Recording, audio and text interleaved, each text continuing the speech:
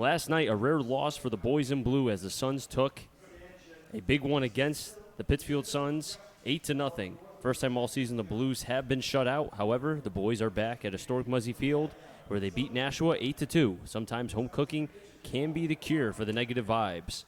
Live from historic Muzzy Field inside Bristol, Connecticut, the Bristol Blues organization brings you Bristol Blues baseball. Good morning, good afternoon, good evening.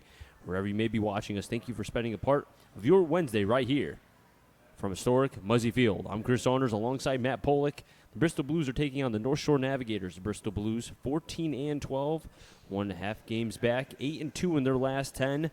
And the North Shore Navigators 15-3, 1.5 games back, and they're 4-6 in their last 10 games. Matt, both teams kind of looking at different sides of the aisle right now, where the North Shore Navigators we had an opportunity to talk with the head coach / manager, depending on how you want to call it, Mike Oldenwalder, that the games since they've been here last have been very inconsistent because they've been dropping pop-ups, the defense hasn't been crisp, and in one game in particular, in a doubleheader, they gave up 4 runs, all because of misplays. Yeah, the Navigators and the Blues are heading in 2 separate directions. Navigators started the season a little hotter. The Blues started slow. They were 5-10 at one point, and the big problem was errors. And now you mentioned it. The Navigators' problem has been errors. The last 10 that you mentioned, they were 4-6 in their last 10. Blues are 8-2 in their last 10. 2 teams in 2 different directions right now. And, they both sit game and a half back. The Navigators have played 2 more games, another win and another loss compared to the Blues. But really 2 different directions, night and day, the difference of these 2 teams lately. And it should be a good matchup, though. I'm curious to see. We had a chance to talk to the Navigators manager, and he mentioned they're seeing Ryan Locke for the 4th time now, is it? 4th time. So they haven't had too much success against him, especially last time out. He shut him out, had 10 Ks. So we'll see how they can bounce back against Locke and this Blues team. Now, looking at the Bristol Blues, their last game, as I mentioned, against the Pittsfield Suns, they lost 8-0. Now, Zeke Diamond and Brendan Miller both went 3 for 3 and 2 for 4, respectively. But if you want to take away what they did, which was a combined 5 for 7, the rest of the lineup was 1 for 23 with 6 Ks. So they need to get more out of not just, those 2 players in particular can do what they've been doing because they've been by far probably the 2 hottest hitters over the last 10-plus games. But the rest of the lineup has to carry over. And looking specifically at the lineup today compared to yesterday, you have Beal, who is playing today. Reynolds is now playing first base. He was not playing yesterday. Lasky is behind the plate, who we have not seen in some time. Reiner was behind the plate yesterday. So it's going to be a nice little, maybe changing of the lineup guard per se. Yeah, we have some new on Monday when we had the last home game here in Bristol. We didn't see Diamond. You mentioned we had Reiner behind the plate. We'll see Lasky. JT Mounts is somebody we had in the lineup Monday, not in the lineup today. We have Christian Beal in the outfield. So, I'm a big believer in the statement, hitting's contagious. I think last night was kind of just an outlier. And I think that if at the top of the lineup, White and Upton and Miller can set the tone, early on in the first, that the bottom of the lineup can come through with some big hits, which we've seen multiple times. We know Diamond is good for a big hit if he's here for it. Christian Beal had a career year at Bates this spring. We know he has the potential in his bat. Just got to find it. So it's all there. They just got to put it together, and they have been as of late with the exception of last night. It's beyond beautiful here at historic Muzzy Field. I mean, the sun is practically on the field. You can see the shadows if you're watching us currently on the Bristol Blues YouTube channel, that the sun is covering almost the entire outfield and about second base and almost third base as well. So now you wonder if maybe not so much for Ryan Locke, but I've always heard that for left-hand pitchers, that with the sun kind of glaring down and then the ball as it's released towards home plate, that could play a factor at least through the first maybe 2, 3, possibly 4 innings, depending on how quickly this game is going to happen. Yeah, normally the sun sets behind the trees out in left and 3rd inning, depending on how quickly it's going. You mentioned it's beautiful, 83 degrees. Now, tomorrow is going to be very humid, so if you're going to come to Muzzy Field on the 4th of July, which, we hope that you do. If not, make sure you watch on the YouTube channel. It's going to be extremely humid. Make sure you bring a lot of liquids, put on the lotion, and if you want to smell nice, maybe some deodorant. Yeah, that's a big one. Now we're going to pause and rise for the national anthem. We come back. Lineups and first pitch right here between the Bristol Blues and the North Shore Navigators.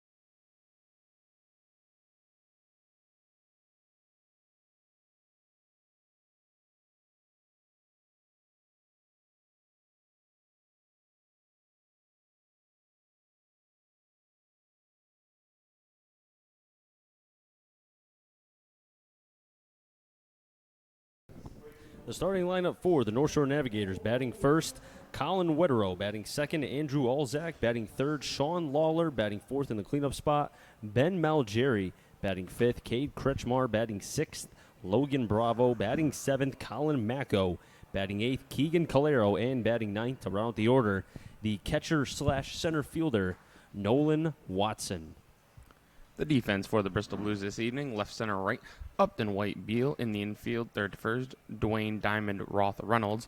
Behind the plate doing the catching is Jordan Lasky. And on the mound for the Blues this evening, the 6'2" right-hander from Wagner College, Ryan Locke. Ryan Locke, 2-1 with a 3.17 ERA. 4 games started, all of them in appearances. 0 complete games, 22 2/3 innings pitched. 8 runs allowed, 16 hits to 27 Ks, and 11 walks. The last start for Ryan Locke was against the North Shore Navigators, which he went 7 innings, 3 earned runs, 5 hits, 1 walk to 5 Ks. And the scouting report for Ryan Locke: this is his 4th start against North Shore, and this is a right-hander from Wagner College, holding batters to a 190 batting average against, and he also has a 10.7 K per 9. The key for Ryan Locke, for me, is his slider. When it's on, it is on. We saw him on June 19th. Went 5 2/3, a shutout ball, 10 Ks. And he used that slider so effectively. It moves so much. When he has that slider, he could be a very, very dangerous pitcher. Stepping up first, as I said, Colin Wetterow, batting .302 with 5 doubles, 13 RBIs, and 17 Ks on the season. Batting from the left side in the new unis. Here today for North Shore. Locke is ready. Wetterow is ready. Here we go. First pitch, call the strike. We're underway. First pitch, 7:05. I am all here for these alternate uniforms. Some Ken Griffey Jr. Mariner look. I'm here for it. The 0-1. Drives that one into right. Going back is Beal. Still back. He turns. Looks. Kiss that ball. Goodbye. A leadoff home run for Colin Wetterow. And just like that, North Shore goes on top, 1-0. Well, Chris, we were watching batting practice, before today's game, watching these Navigators take BP. And they had a few lefty bats, including Wetterow, putting balls over the right field fence. And we said, they're looking good right now. Maybe they can do some damage if Locke struggles locating. And their mislocation, Wetterow does a great job driving it into right field and giving the Navs a 1-0 lead as early as possible. That's also Wetterow's first home run this season. 0-1 count. 1-1 count to Andrew Alzak, who's batting .330 with 1 home run, 19 RBIs, and 19 Ks. So right off the bat, North Shore getting off top with a home run. There's the slider. Right down the middle, 1-2. So we have yet to see a Blue hit a home run here, but now that's the third home run given up by Blues pitching here at Muzzy Field. 1-2. Fastball outside, 2-2. And for Ryan Locke, who's faced this team now 4 times, they know him by heart. They know what he's going to throw and what he won't throw. Fastball low, 3-2. Good eye by Olzak.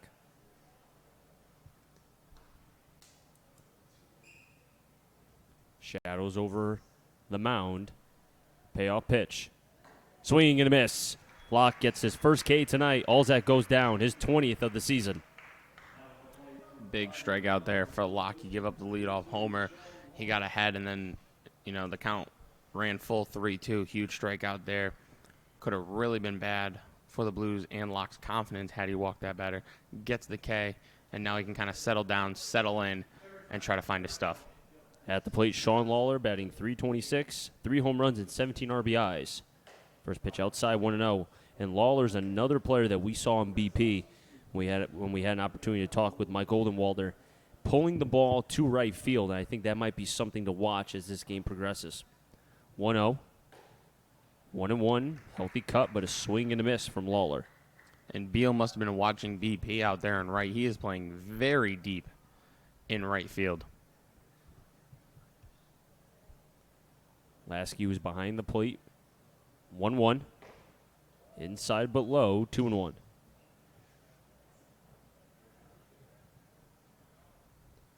On deck is Ben Malgeri. On double deck, Cade Kretschmar.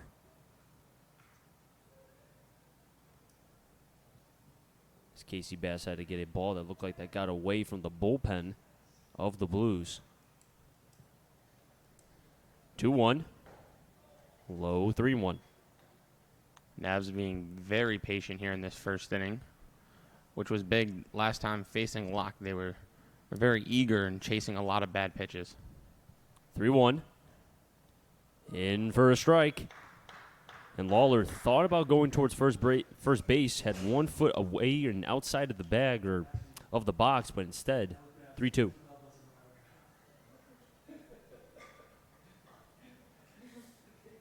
Payoff pitch. Lifts that one into left. Upton in the shadows will make the catch. 2 down. And after the solo shot from Colin Wetterow, you got a K of Olzak, and then Lawler flies out to left. So Locke being able to settle down. And I think that's a good bounce-back performance to be able to, kind of calm himself and stay within. I mean, in some ways, you can't win with 0. Exactly. You got to score to win, so you can never fault a pitcher for giving up 1 run. Malgeri swings at the first pitch, but that will go foul, 0-1. Ben Malgeri, who's coming back from a back injury, batting .314 with 12 RBIs, 1 home run and 20 Ks. This is a lineup in North Shore that has a lot of home runs from now you could say the leadoff spot with Colin Wetterow all the way down to Logan Bravo, who has 4, and he's batting 6th. Malgeri here from Holy Cross, listed as 6'1" on the Navs roster. I don't know if I'm buying that. He looks a little bit taller than 6'1". 0-2, swing and a miss.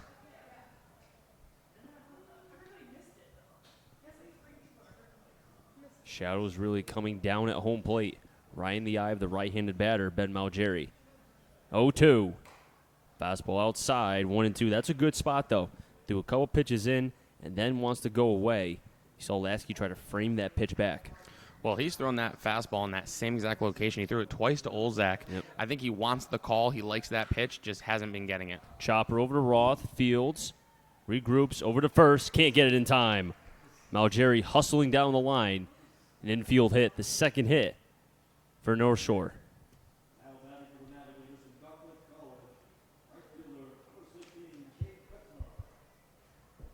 Now bring up Cade Kretschmar batting .234, 1 double, 8 walks, and 8 Ks. Kretschmar, another left-handed batter. This North Shore team has 2 things. A lot of left-handed batters and also left-handed pitching, who you will see a left-hander starting tonight for the Navigators. First pitch, breaking ball, drops it in for a strike, 0-1. I'm sure Kretschmar has no problem with this son. Hometown, Carlsbad, California. Oh, he's used to that. He's used to that in the heat. I'm sure he's loving it. 0-1, runners going, pitches foul back.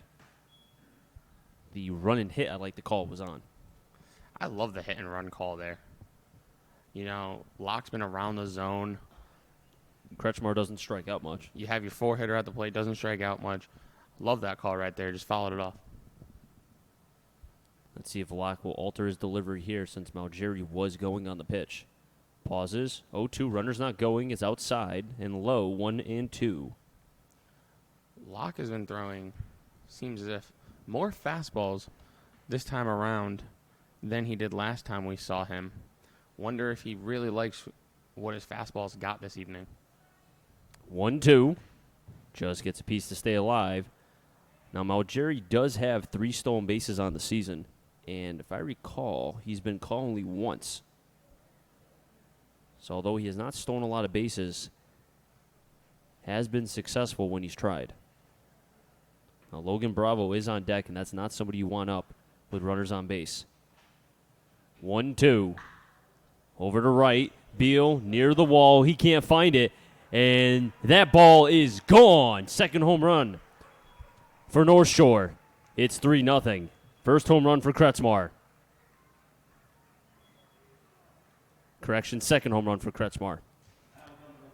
And now that infield single by Malgeri looms large. I'm sure second baseman Danny Roth is kind of kicking himself for not charging that ball a little harder and using more eagerness to field and throw to first to get Malgeri, as his pitcher now gives up a 2-run shot, and before the Blues even swing a bat, are trailing 3-0. That makes 15 home runs for North Shore. First pitch high, 1-0 to Logan Bravo.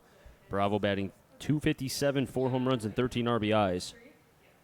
So 15 home runs for North Shore today. 2 so far in the top of the first. Half-hearted swing. Both went 1-1. These Sailors uniforms are awesome. Some pinstripes in the front and on the sleeves at the bottom. And supposedly North Shore's been wearing them, and they've been winning with them. 1-1.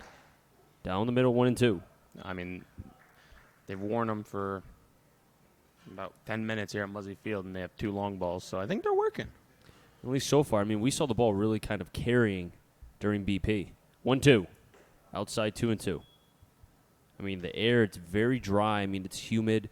You know, they always, you know, the saying is high humidity, low density. And it's pretty humid out. And with low density, the ball is going to carry. 2 balls, 2 strikes, 2 outs. Swing and a miss. Bravo goes down. Second K for Locke. That pits Bravo at 27 Ks on the season, but 2 home runs. Wetero with a solo shot, and then Kretschmar with a 2-run home run. North Shore's up 3-0. As we head to the bottom of the first, the Bristol Blues will be coming up to bat.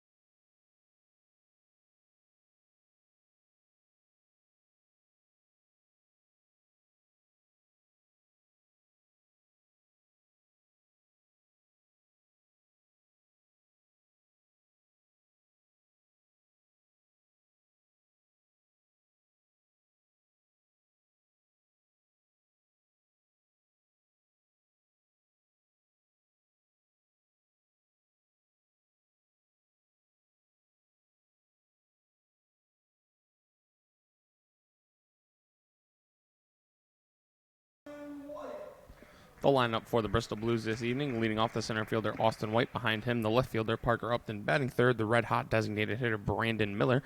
Batting cleanup, the first baseman Dylan Reynolds. Batting fifth, third baseman Buddy Dwayne. Jordan Lasky, the catcher, bats sixth. Zeke Diamond, the shortstop, batting seventh. Danny Roth, the second baseman, bats eighth. And rounding out the Blues lineup, playing right field, Christian Beal. And the defense for the North Shore Navigators, left, center, right, Malgeri, Watson, and Kretschmar in the infield, Lawler at first, Calero at second base, and White's first pitch. In first strike, 0-1. At short is Bravo, third, Alzak. Behind the plate, Wetero, and on the mound, Cam Sagan wearing number 19, a left-hander, just graduated from high school. 0-1. Make it 0-2, getting ahead as Austin White's batting .369, 10 extra base hits, 14 RBIs, 25 walks on the season. 0-2. High and away, 1-2. Now Sagan does have a 1.92 ERA, 4 games up here, does have 1 start, 9 1/3 innings thrown. Ground ball to the right, over to Calero, fields, and gets the speedy White, first down. And a quick congratulations to Austin White and Brandon Miller, the 2 Blues to be named to the FCBL's Team of the Month for the month of June. So congratulations to Miller and White. And to finish up on Sagan has pitched 9 1/3, 2 runs, 7 hits, 18 Ks to 4 walks. His last start was on June 22nd against the Rocks. First pitch outside, 1-0 to Parker Upton, who's batting .219, 8 walks to 8 Ks. Does have 5 stolen bases as well. 1-0. In first strike, 1-1. Now Upton the last 7 days is 4 for 21 with 6 Ks, but does have a high on base with a .346 on base percentage. Does have 4 walks during that time. 1-1. Must have been high, 2-1. You have Miller and then Reynolds after Upton. 2-1. Check swing. Upton went 2-2. Upton's been struggling, but we know he has it. Coming off a year at Creighton where he hit .324 with 10 long balls. 2-2 to Upton. And that's going to get through for a base hit. First hit for the Bristol Blues off the bat of Parker Upton.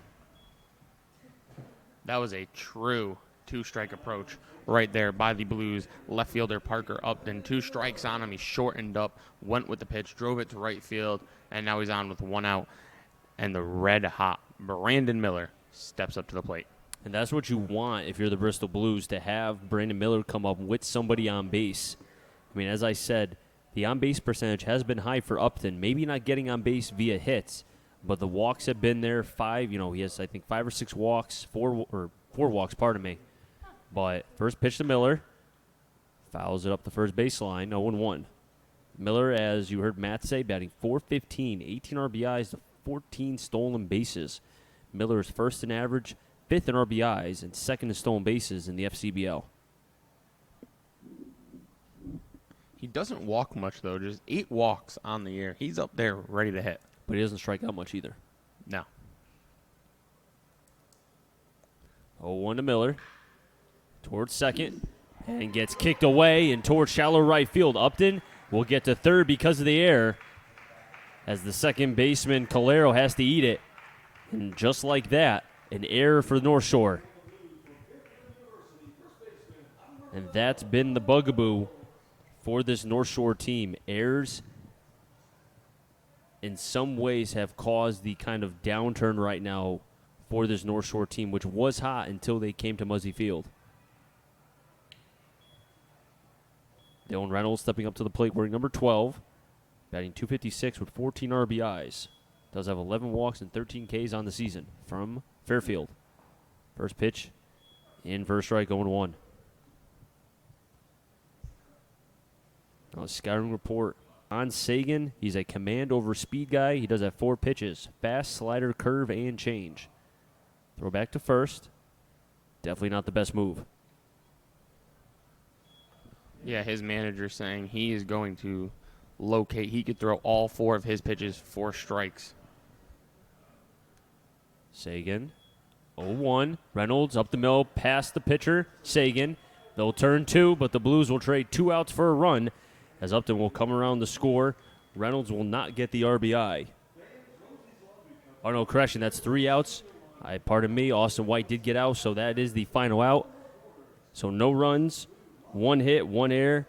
And because of the double play, 1 player was left on base. That was Parker Upton, running to the top of the second. North Shore 3, Blues nothing.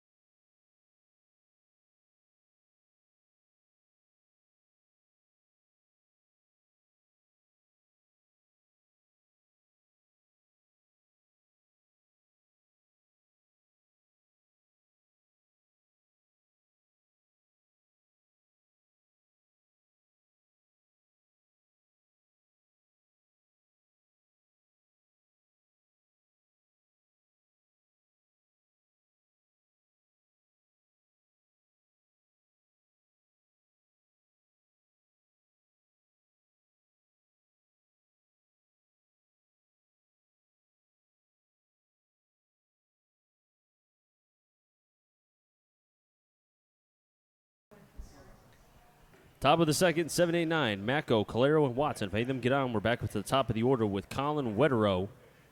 And, Matt, you said you have a score update from Yankee Stadium? Aaron Judge with an RBI double. They're at Citi Field, actually. But Aaron Judge doubled in the top of the first. And you want to take one guess who was on base? DJ. You are correct. The Yankees have a 1-0 lead in the first because DJ LeMahieu got on and Judge brought him in. Now Macco batting .213 on the season.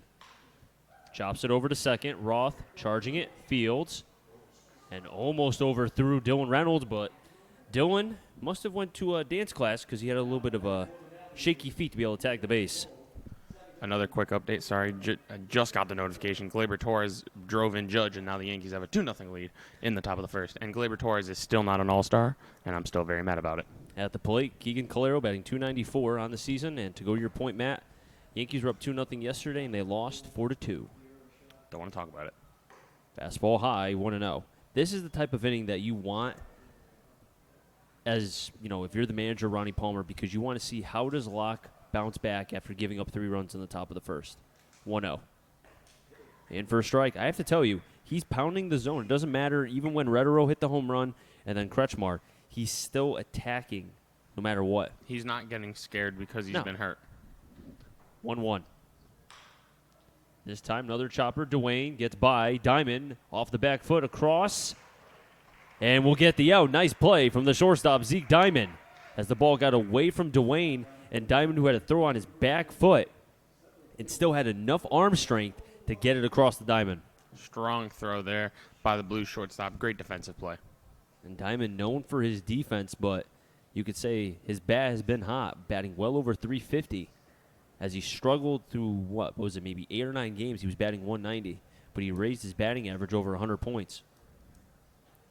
Watson at the plate. Looks at a first pitch strike, 0-1. Watson batting .207 with 7 RBIs and 26 Ks on the season. Watson a catcher/center fielder. Which is a very weird combo. 0-1. Looked to be a slider that didn't break at all, 1-1. But his manager said he's the fastest guy we got. He's 8 of 9 on stolen bases this season, so he's very quick. 1-1. Fastball high, 2-1. Watson does go to the University of Dayton. That's where Curry went. Steph Curry. Yeah. 2-1. Low 3-1. Locke trying to find his first 1-2-3 inning tonight. Do not want to walk the 9 batter with Colin Wetterow, who did hit a solo shot to begin this game on deck. Locke's 3-1 offering. Fouls it back. 3-2. And let's try to avoid hitting a light pole again, because last time that was, you know, when it first happened, it was a tad scary. That happened the last game that we did here, where the light kind of almost looked like snow, like Christmas in July. Yeah. I wonder if they fixed that light yet. That's a good question. I wonder if they did. Probably not. Payoff pitch. Off the mid of Lasky, and we'll do it again. As the home plate umpire is going to give Lasky a little bit of time. I want the record to show that if there was no net and no screen in front of me, I would have caught that ball. You think so? 100%. Yeah, you might have. I got soft hands. Also send best wishes to Michael K, having throat surgery, so he's going to be out for at least a month. Also, shout out John Sterling. Going to miss his first first game in 30 years. You know, it's the first time since 1988 that both Michael K and John Sterling won't be doing a Yankee game. That's insane, man. I'm excited. That's I do love Ryan Ruocco, who's filling in for Sterling. 3-2. And another foul ball, this time off the foot of Watson. So I'm excited for that. Ryan Ruocco, I think, is somebody who, you know, is well deserving of a play-by-play job in the big leagues. He's a rising star. I think once Michael K calls it quits, I would say he's probably going to take over That's my job. the next Yankee broadcaster. That's my job. Okay. As I said, Ruocco will. I'll surpass him. There you go. Nothing wrong with that. Something to strive for. Locke getting the sign from Lasky. We'll do it again. 3-2 breaking ball. In for a call. Strike 3. Watson down on strikes. That's his 27th. As Locke has 3 Ks and has a 1-2-3 inning, the first one today. We head to the bottom of the second. And the Blues will have 5, 6, 7, Dwayne, Lasky, and Diamond. Chris Saunders alongside Matt Polick right here from historic Muzzy Field.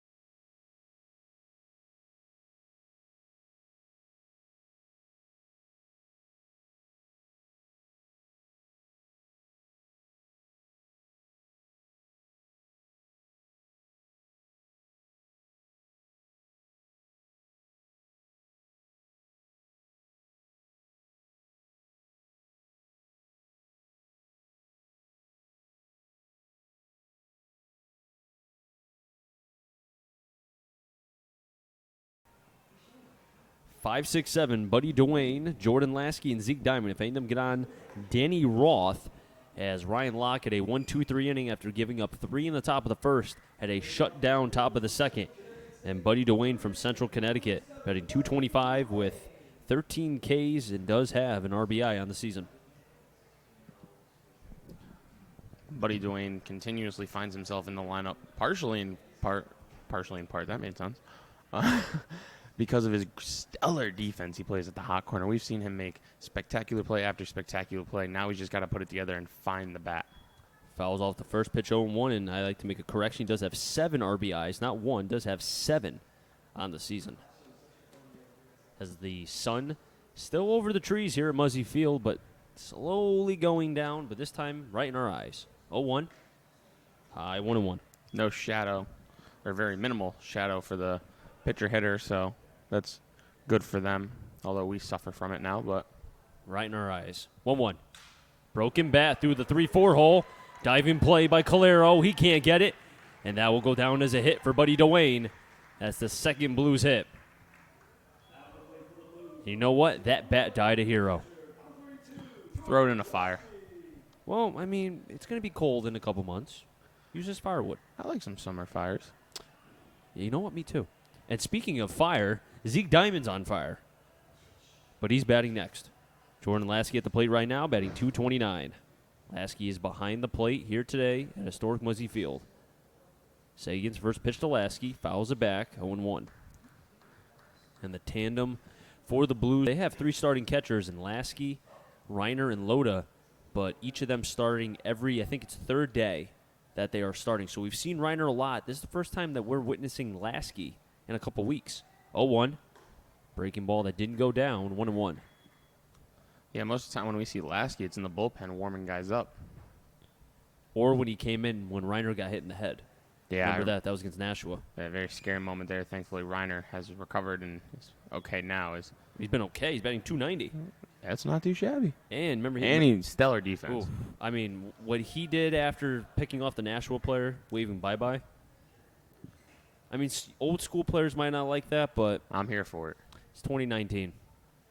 Let the kids play. 1-2 to Lasky. Pitch is high, 2-2. I like the composure of Sagan. You know, a high school kid just graduated, going up against, Buddy Dwayne, who is a man. I mean, he's probably grown more facial hair than Sagan has thus far. 2-2. Swing and a miss. Lasky goes down swinging. First K for Sagan. Lasky looked like he was going to battle back into the count, swinging and missing at a pitch up and out of the zone there. As the Blues get the leadoff man on, then a strikeout. As you know, Chris, I know how much you hate the strikeouts. Very unproductive outs, obviously. Although, now they'll argue that's better. At least that's it's better than a double play. Well, it is, yes. I thought you were going to say something else. Zeke Diamond at the plate, as I said, one of the hottest hitters, pulls the bunt, fouls it back 0-1. And prior, as you were talking, Matt, I saw the catcher Wetero waving to Alzak at third to pinch in because of that exact reason, where Diamond will attempt to bunt at least once a game, and you saw right there he tried. And because of that, now Alzak is playing about maybe 3 feet off the grass. 0-1 to Diamond. Pops it up towards first. Lawler won't be able to get it. 0-2.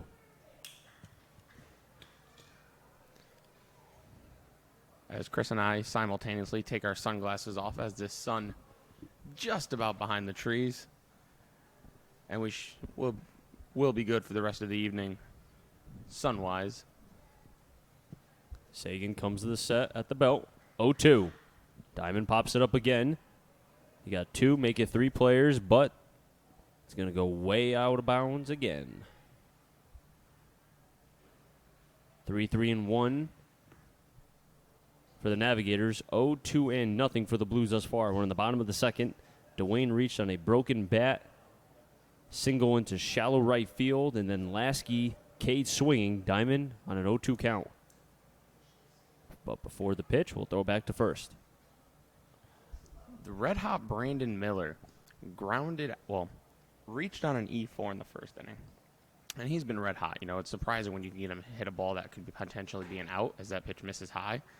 I think I figured out why. Wetterell, I noticed from the helmet, goes to St. John's. Yeah, he does. I just realized that. So he knows how to beat him. He knows how to beat Brandon Miller. At least we think. For now. 1-2. Inside. Call. Strike 3. Back-to-back Ks for Sagan. This time, the looking variety. As Diamond goes down on strikes. Great spot.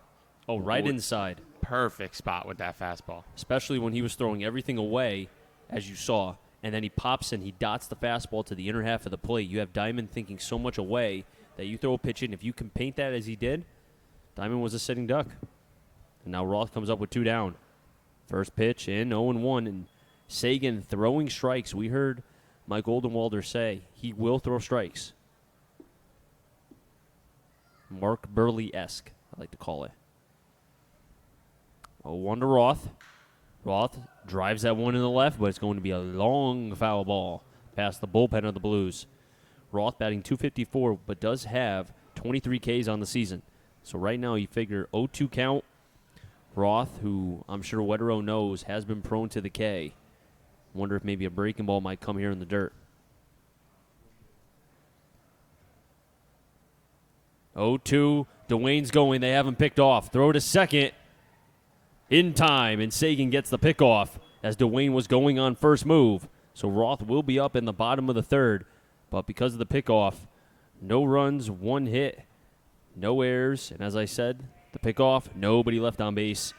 We head to the top of the third. Your score, North Shore 3, Blues nothing.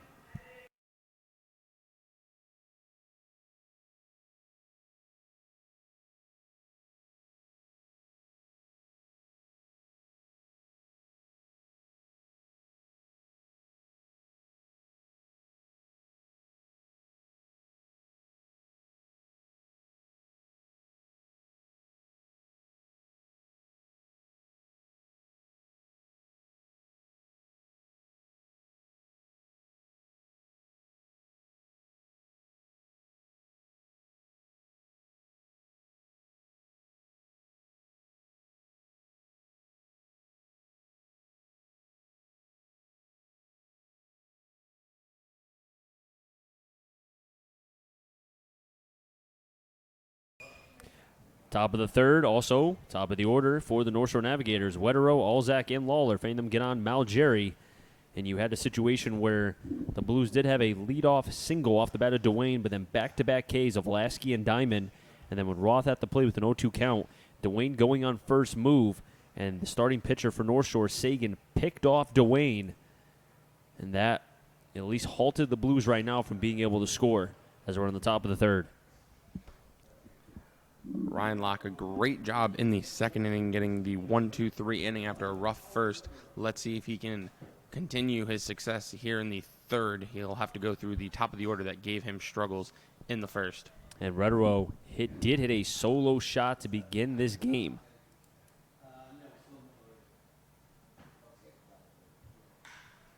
First one driven into left center, and that's going to be at least an extra base hit. Wetterell chucking over, gets to second. Thought about 3, but decides to stay at second. Leadoff double for the hot hitting, Colin Wetterell.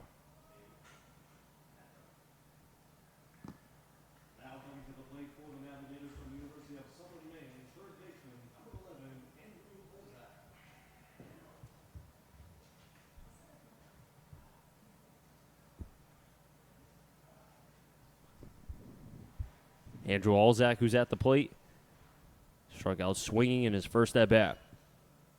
Wetterow taking a 4.5 step lead. Lock, first pitch. Swing and a miss, 0-1. That's that good slider talked about in the pregame. If he can get that pitch working as he did his last time here at Muzzy Field against these Navs, he can really have some success after the rough first. The 0-1 in the dirt, 1-1. Now in the game that North Shore had yesterday against Westfield, which they won 11-4, their top 3 hitters in the order scored 7 runs and 5 hits. That was Alzak, Lawler, and Wetterow. And right now they're doing that again. 1-1, swing and a miss, 1-2. Locke reared back and got a little bit extra on that fastball. Well, you figure now he wants to keep it at a 3-0 score. Doesn't want to have any more players come around and score, because I get the Blues have been scoring in bunches, you could say, except for yesterday. First time they were shut out the entire season against the Suns. 1-2. Sent into right, but that's going to go foul. First time they were shut out against the Suns, who arguably have the best roster, all-around roster in the FCBO. We've asked managers specifically, too, about who they think is the best team, and almost everyone has said Pittsfield. And as you said, the best roster. Well-rounded roster. They have the pitching. They have the hitting. They can do it all. 1-2. Outside, call the ball. Locke wanted that pitch, but Lasky had to reach for that one just a tad. 2-2. He's thrown about 4 fastballs in that same exact spot, and every single one has been called the ball. The umpire has been consistent. That's all you can ask for. That's all you want. That's all I want. Consistent umpire. I don't want Angel Hernandez. You really don't like him. He's so bad. 2-2. Runners going. Swing and a miss. Throw to third. One hopper. Dwayne won't be able to apply the tag. Stolen base for the catcher, Colin Wetterow.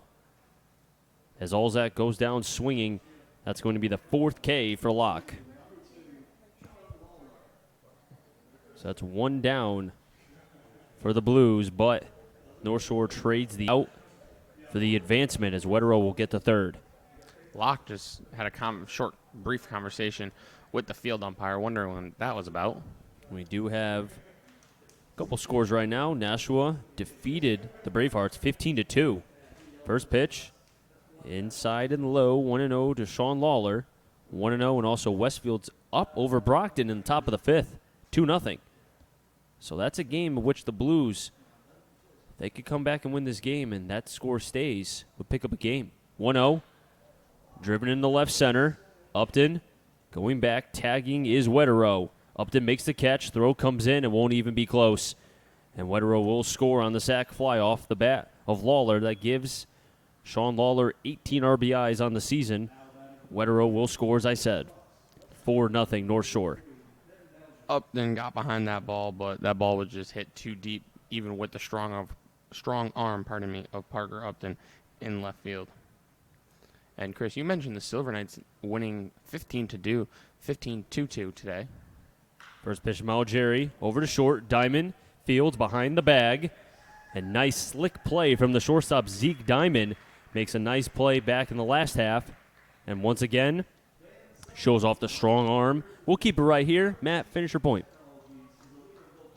You mentioned Nashua Silver Knights winning 15-2 today over the Worcester Bravehearts. Last night they played against Brockton, winning 4-1. So they came in on Monday, having lost 4 straight. They lost against the Blues here at Muzzy Field on Monday. That was 5 straight losses. And now they've won 2 in a row, including a 15-run outburst today. So potentially, the Nashua Silver Knights, who, we're all kind of surprised at how, slow of a season they've had thus far. Maybe this is a turning point for them. And for the Navigators, they do get 1 run on 1 hit. That was the sac fly, and the 1 hit came off the bat of Colin Wetterow, who's 2 for 2 with a home run and a double. So the St. John's product really putting on a show today. And the Bristol Blues down 4-0 early in this game. We're in the bottom of the 3rd. As soon as the warm-up pitches will be done from Sagan, we will have 8, 9 in top. Roth, Beal, and White. If any of them get on, Parker Upton. Now Roth will be at the plate because he was up when Dwayne was picked off back in the bottom of the 2nd, and it was an 0-2 count. So Roth will get a fresh new count. We'll have an opportunity to be able to maybe find a way to get on base and, in some ways, the Blues can't be thinking, okay, we need to put up a 4 spot right now. Have to try to find a way to cut the deficit a little bit. Score 1 run an inning. That's all they have to do, and then hope that Locke can be able to kind of keep it composed right now. I mean, he has 33 strikes thrown, 17 balls. Have to at least keep it at least 4. You want 3 in a perfect world, but giving up 1 run, it is what it is. Yeah, especially when you consider the fact that he gave up a leadoff double to only allow the 1 run and not have it be worse than that. Great job by Ryan Locke. Hopefully his offense can get it together here and help him out a little bit.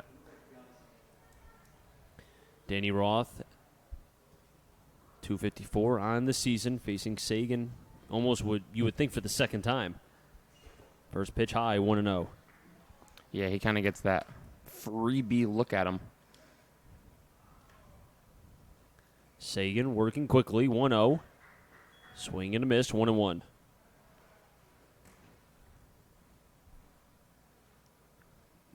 Well, Nashua and Worcester are actually playing a doubleheader today. Pitch is inside. Looks like it hit the dirt before it hit Roth, 2-1. We mentioned the Knights took the first game 15-2. Right now in game 2 of the doubleheader, Worcester has a 4-0 lead over the Silver Knights in the top of the second.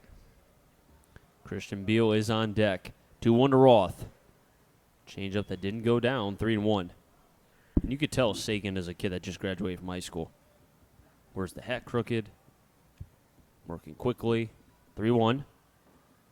In for a strike, 3-2. As Roth threw the bat thinking that was a ball, and he's even, I don't want to say telling, but maybe asking nicely, you might have missed that call. Yeah, I didn't have a problem with this umpire until that call. Payoff pitch to Roth. Swing and a miss, and it completely took Rock out of the at-bat. And now he didn't really have any nice gestures to the home plate umpire. Yeah, I'm sure he's saying, I should be on first base right now. Granted, he took that. If he took the payoff pitch, he'd still be on first base. Well, I hope he'd be on first base. But and that strikeout gives Sagan 3. And considering, as Christian Beal's at the plate, first pitch high, 1-0. If you want to say, 3 consecutive strikeouts, that's what Sagan has done right now. 1-0. Beal sends that one in the center field. Watson going towards right center, makes the play. 2 down. So 2 quick outs for Sagan, who right now is retired 2 in a row, looking for a 1-2-3 inning here in the third. he hasn't had a 1-2-3 inning yet, but it kind of feels like he's cruising. He's been working quickly. He's throwing strikes. He hasn't walked anybody. I mean, he already has a double play in the first. He got a pickoff and 2 Ks. Right now, the Blues have not figured out Cam Sagan. Fires in a strike. 0-1. Sagan, who will be going to UMass Lowell, is from Massachusetts. Fires in a fastball outside, 1-1. And sometimes facing pitchers like this are a lot harder than the guys who throw, Ched. 1-1. Inside 1-2. And look at that. I mean, I think that says it all. White has not looked comfortable in either of his at-bats at all. And he's one of the best hitters this league has. Exactly. I think that says a lot about how, as White's going to call time, that you could see he's working quickly, Sagan is. He's throwing strikes. He's changing speeds. He's not throwing the same pitch twice. That's what makes him, I'd say, such a hard pitcher to face, at least right now. 1-2 to White. Chopper over to third. Alzak fields, cross the diamond, and the side will be retired. Nice play from Alzak. Score that 5-3 in the book. And a 1-2-3 inning for the left-hander from Massachusetts, Cam Sagan. No runs, no hits, no errors, and nobody left on base. We're heading to the fourth. North Shore will have 5, 6, 7, Kretschmar, Bravo, and Mako when we come back.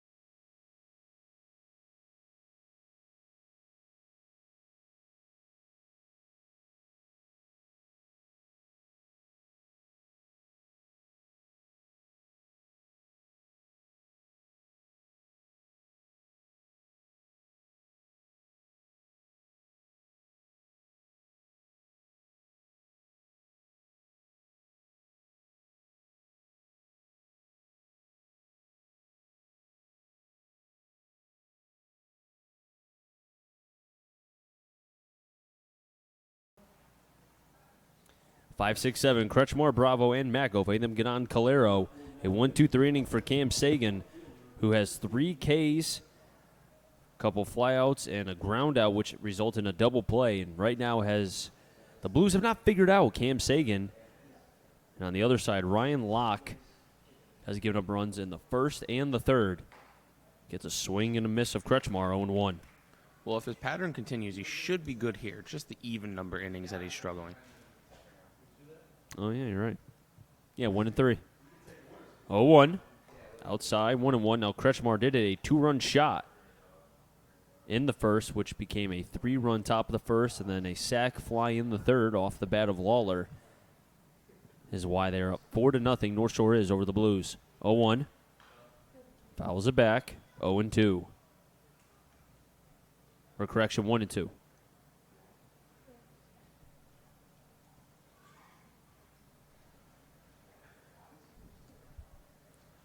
Locke, who does have a couple Ks. 0-2. Outside, 2-2. Kretschmar probably gets a +5 power boost to his attributes because of the stirrups. Oh, here we go. Locke has 4 Ks thus far. 1-2. Pops it up. Dwayne gives chase, but it's going to go foul.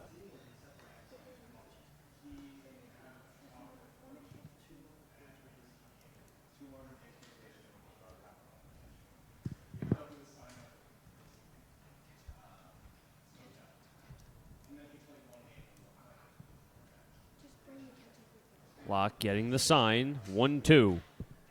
Just gets a piece, but right to Roth. Fields. 1 down. Good start for Locke. Kretschmar really went down and got that one.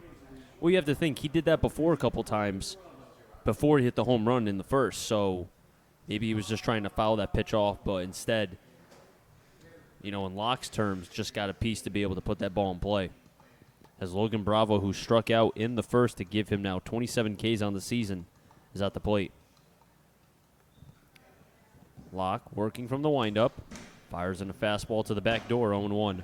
That's that fastball he's been trying to get called all night. That one he brought in about an inch, maybe 2 inches onto the plate, and the umpire gives it to him. That's a spot that if he can continue to hit, could be very helpful. 0-1, make it 0-2. See, that's exactly the same pitch that Diamond struck out on, but this time Locke is at the plate on the mound, being able to pound that fastball in. 0-2. Popped it up. White shifting over towards right center. Makes the catch. 2 down. Ball is carrying here at Muzzy Field tonight. Well, that fly ball, granted the last couple that we saw in the first where it looked like they were going off the bat, that one looked like it had too much backspin. And White, who typically will go back and continue if the ball is going to carry, glided towards right center, and you could tell that ball was going to be caught. Macko at the plate. Takes a strike, 0-1. Macko grounded out to Roth to lead the top of the second. Macko goes to UNC Asheville, a sophomore from Pennsylvania, as he fouls it back, and that got pretty close to the light pole, 0-2. Pretty close, but not high enough for a light. Well, it's getting closer. Every time it's hit that way, it's going up and up. 0-2. Outside. 1-2, and Locke wanted that pitch. Yeah, I don't blame him. As a pitcher, Chris, I'm sure as a former pitcher yourself, you loved getting that pitch when you were throwing. But as a former hitter, I know that I love when an umpire's not calling that pitch. 1-2, swing and a miss. Locke gets the K. That's his 5th. And will also put up a 1-2-3 inning here as he copies Sagan, who did the same thing in the bottom of the third. North Shores 4, Blues 3.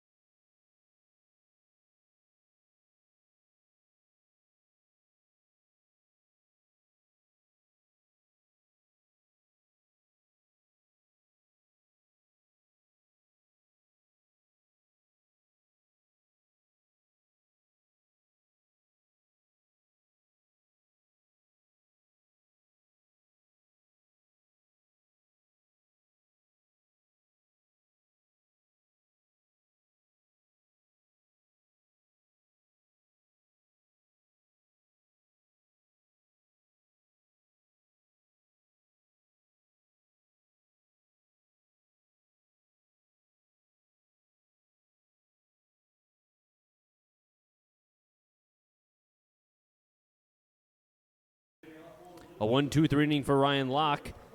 Got a ground out, a fly out, and a K. That K was his 5th so far here tonight. And the Blues will be at the plate here in the bottom of the 4th. Upton, Miller, and Reynolds. Made them get on Dwayne. As Upton, who reached on a single, and then came around to, or correction, didn't come around. The score was grounded out to a double play. First pitch high, 1-0. So far, the Blues only 2 hits. North Shore with 4. Inside for a strike, 1-1.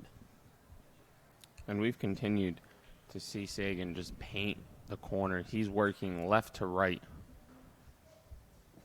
And as you saw right there, painted the corner on the backdoor side, 1-2. It's like a piece of art almost, the way he's painting the corners. It's beautiful. 1-2. Curveball, Upton towards right center. Kretschmar still going back. That's going to be off the wall. Upton hustling over to second, and he's going to be standing with a double. 3rd hit for the Blues. 2 of them courtesy of Parker Upton. Well, that's the Parker Upton that I saw when I watched Creighton baseball this year. Driving the ball, having power to the opposite field. He drove that ball well into right center, getting it off the wall. Stand-up double to lead off the 4th. And let's see now, the red-hot Brandon Miller will step in right in front of his St. John's teammate behind the plate. Let's see if he can do some damage with a runner in scoring position and nobody out. And that's the first real hit, hard ball that's been hit from Sagan today. First pitch, in for a strike, 0-1. We'll have to see if we can go back and see how many first pitch strikes that Sagan's thrown, which I feel like has been almost every batter. A lot.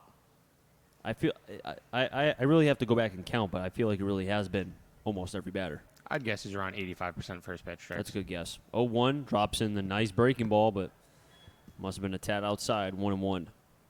Wow, I was so prepared for that. I thought that was a strike. I was so prepared for that to be called a strike. Parker Upton getting a gift there, in my opinion.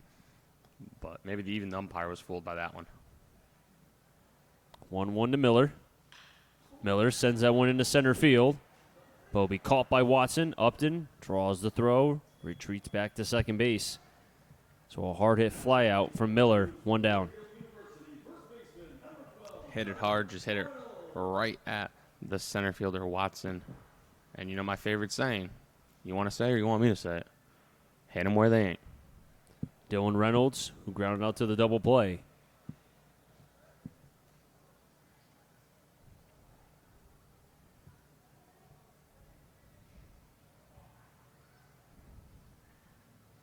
Reynolds delivers that one to center field again, but there's Watson.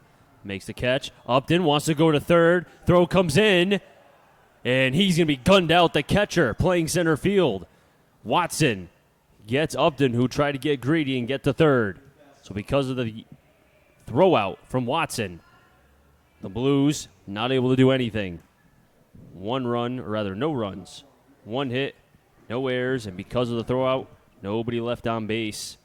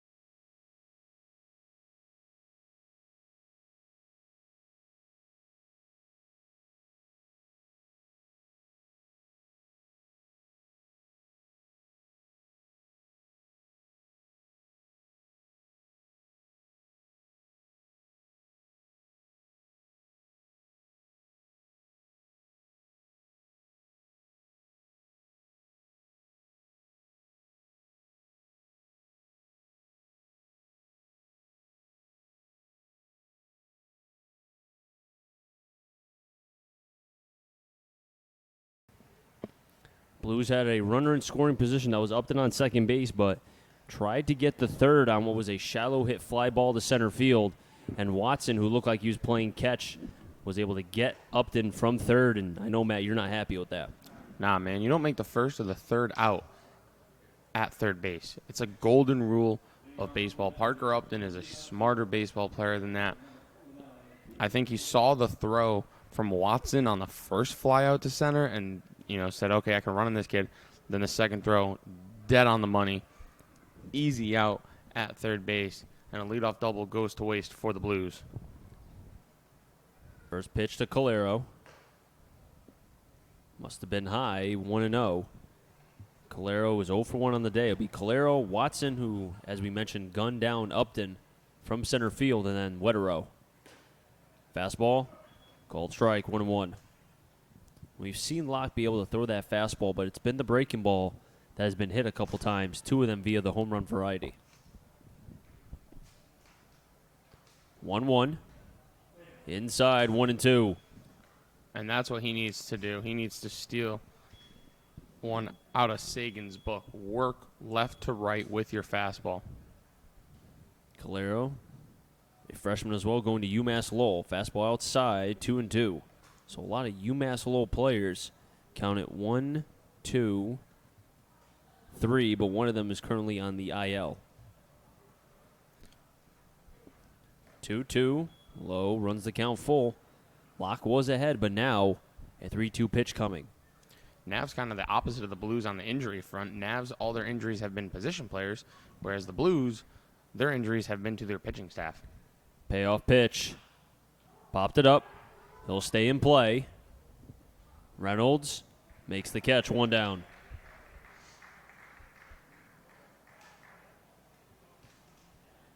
Four straight retired by Locke, and if you want to go back to the third, make it 5 straight. And I really have to say, I'm impressed that even with Locke, who's given up a couple runs, 3 in the first, 1 in the third, he hasn't been trying to get away from his strength. He's still throwing his fastball, still throwing the breaking ball. It looked to be a changeup that get underneath of Lasky, 1-0. But he's not getting away from what he does best. That was his 70th pitch of the night right there. 1-0 pitch coming. Dips the outside corner, 1-1. And Watson's not too pleased with that call. I love that spot, though. It looked a tad low to me, but you know what? That's a good spot. Can't really do much if you're a hitter. 1-1. There's the curveball. Lasky tried to pull it back in, but couldn't. 2-1. Locke trying to stay away from these Navs hitters, these right-handed hitters, it seems. But he's been having success when he goes inside. I'd like to see him work a little more inside, just like that. He's having success on the inside corner, yet he continuously is trying to work away, and he's missing his spots. I think he needs to start attacking them inside more. 2-2. Try to pull in a hard slider, but instead runs the count now 3-2. But you're right. It seems like his fastball has a little bit more tail going inside to the righties.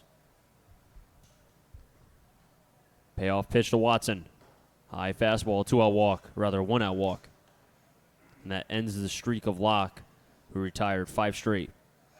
Well, you walk the 9-hitter, which already isn't a great thing, but it's even worse when you mention the fact that Wetero is coming up, who already has a homer and a double today. 2 for 2 was Wetero. And Beal, who takes at least 2 steps back. Watson taking a lead. Locke from Wagner College throws a first pitch strike, 0-1. Beal and Ray is playing. Anything over my head is getting over this fence. Well, the ball is carrying. We've seen 2 home runs hit to right. But the ball is dying, though, in center field. Even Austin White in center is playing pretty deep. Change up in the dirt. Lasky throws the second. And the tag won't be made, as Watson will get to second on the wild pitch. Heads up base running by the Navs catcher playing center field today, Nolan Watson. I'm a fan of this kid. I mean, you can catch, you can play center, and he's quick as a deer. He did not even hesitate. As soon as that ball hit the dirt, he was off and running, gets in there, good slide. Nolan Watson's been fun to watch play this evening. 1-1, chopper over to Reynolds. Locke near the bag, but instead Reynolds just gets in there in time, but a miscommunication between Locke and Reynolds.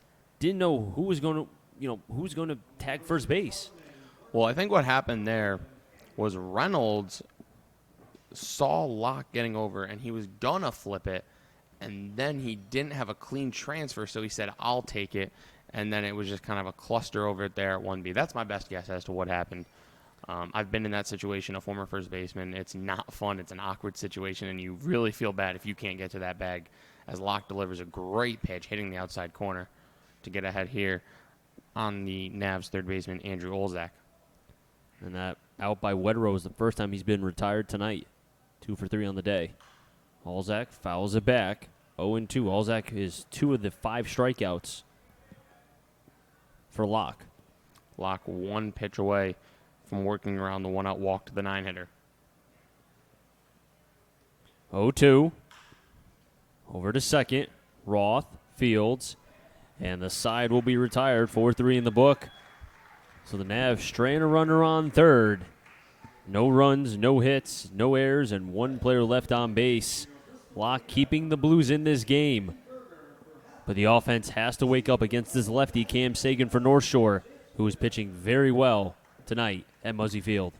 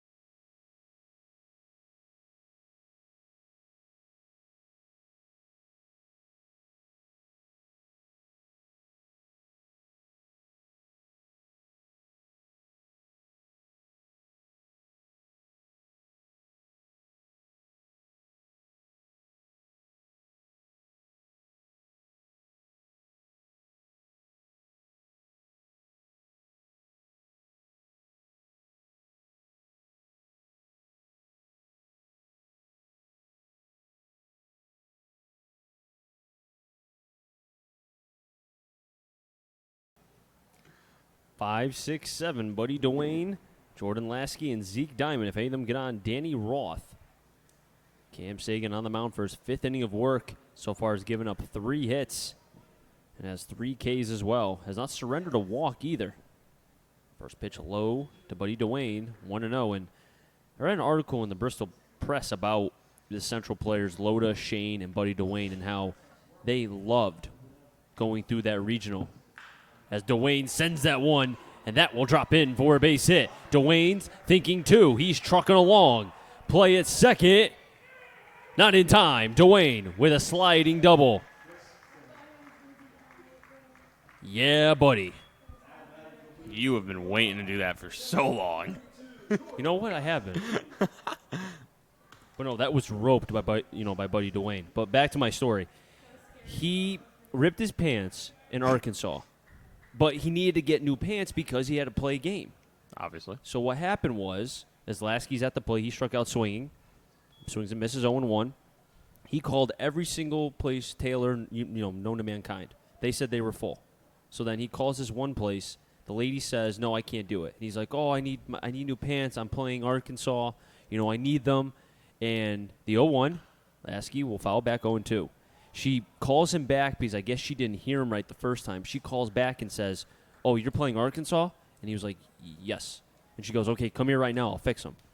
I guess moral of the story is Arkansas people love their baseball, but Buddy Dwayne said he couldn't get over how much they love Arkansas baseball and how great they take that program serious. Football is the same way. Yeah, that's great. It's always great to see communities rally together behind their teams, especially college. Even opposing teams, they want to help. 0-2 to Lasky. Pitch is high, 1-2. Yeah, that's great. Great gesture by that Taylor. And I hope, though, too, Sam Loda and Shane were also on that team. Nyman was not, but I can almost anticipate Nyman will be a big factor come fall. Swing and a miss. Lasky goes down swinging. Second K tonight for Lasky. And make it 4 for Cam Sagan. I think Nyman would have been a big piece for Central had he been healthy, because we see how effective he has been this summer now that he's healthy. 5-0, and he's making the case to be an all-star.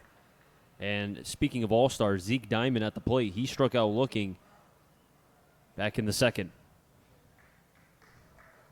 Diamond, who does choke up a tad, is Sagan paying a little too much attention to Buddy Dwayne. That's where, I haven't disagreed a lot with Cam Sagan tonight, but you're up 4-0. I don't think Buddy Dwayne's going to go. He's not a burner by any means. Hey, he had some pretty good speed on the double. There's the slow curveball. Nice depth and shape on that pitch, 0-1. An Ephus-like pitch right there, very slow. But it had that kind of break, almost 1-7 kind break coming out of the hand of Sagan. Yeah, fooled Danny Roth. 0-1.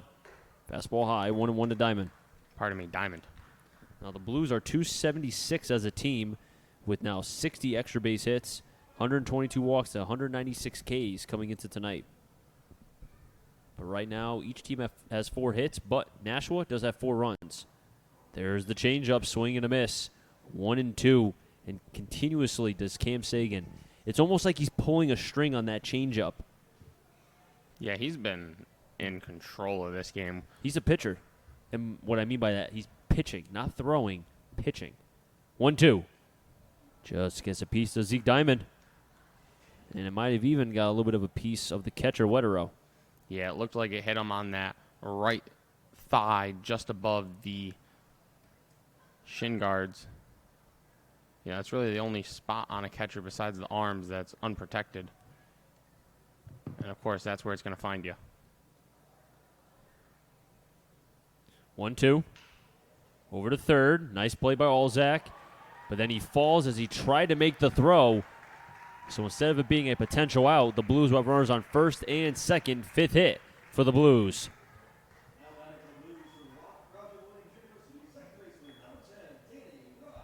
And a heads-up play by Dwayne, who paused and waited until Olzak made an attempt. And because of that, Dwayne was on second base, and the Blues have runners on first and second with 1 out. Danny Roth, who struck out, back in the third. One of the 4 Ks for Sagan as he fouls it back 0-1. Let's see how he reacts now with the home plate umpire, who he did not have very kind things to say when he was taken out of an at bat, of which he thought was a 3-1 pitch low, but was called a strike. Also curious to see how Sagan does here. I think this is the first time in the game he's had multiple runners on base. It is. 0-1. Pitch outside, 1-1. Sometimes facing guys like this are the hardest thing than, as I said, guys who throw gas, because you know what's coming.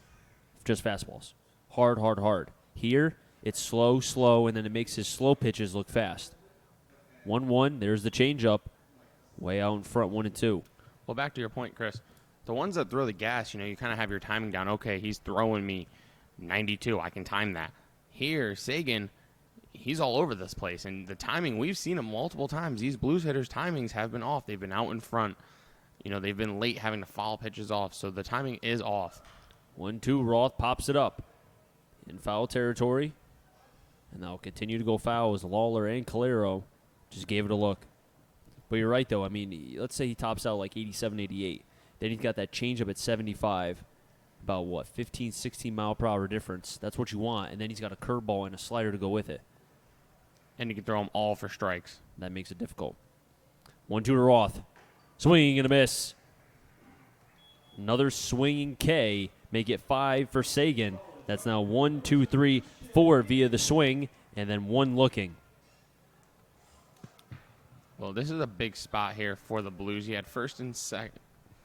After you got the leadoff double, then you ended up with first and second, 1 out, a strikeout. Now you have first and second, 2 outs. And Christian Beal, your 9-hitter, who in most lineups isn't a 9-hitter, up at bat. Beal towards right center. That'll drop. Dwayne being waved in. He'll score. Going to third is Zeke Diamond. That's a run batted in for Christian Beal, his 7th of the season. And the Blues are on the board, 4-1. Well, I mentioned it. Christian Beal is a way better hitter than what he has shown here in the FCBL early on. I mean, he came into today with a 278 average. Not bad by any means, but this spring at Bates, he hit well over 300. And that's the hitter that we expected going the other way, finding grass, driving in a run, putting the Blues on the board. Blues now have 6 hits. They have runners on the corners, and the hot hitting coming into this game, Austin White, who's struggled today.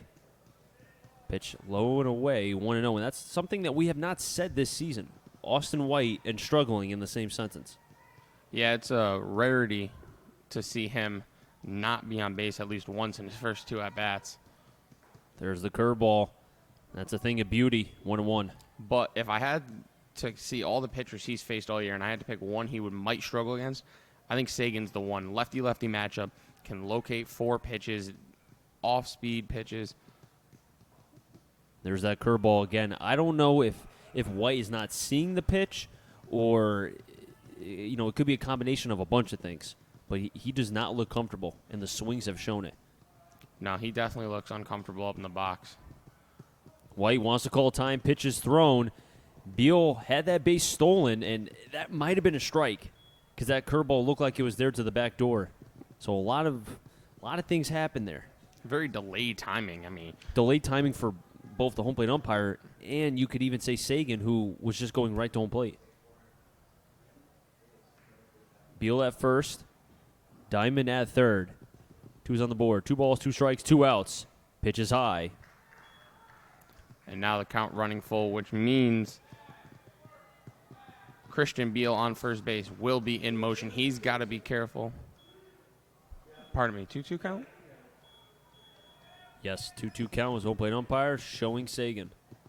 And that's big because now you could say right now 2-2 still is a pitcher's count. Scratch everything I just said about Beal running. Unless he goes, then I just look like a genius. 2-2. White fouls it back. We'll do it again. We have seen, even with the Blues and Ronnie Palmer, letting these players, if they can run, you run. Because at the end of the day, it takes a almost perfect throw for guys like Beal and White, the ones who have speed. Even Miller. Miller has 15 steals, I think? 15 steals. No, 14 steals. Pardon me. 2-2. Towards short. Bravo will go the easiest bag, and the side is retired. But the Blues do get a run off the bat of Christian Beal. Scoring on the play was Dwayne. That 1 run came on 3 hits, no errors, and a couple players left on base. The first time the Blues have left runners on base in this game. As we head now to the top of the 6th with your score 4-1 North Shore over the Blues. And the Navigators will have 3, 4, 5. Lawler, Malgeri, and Kretschmar when we come back.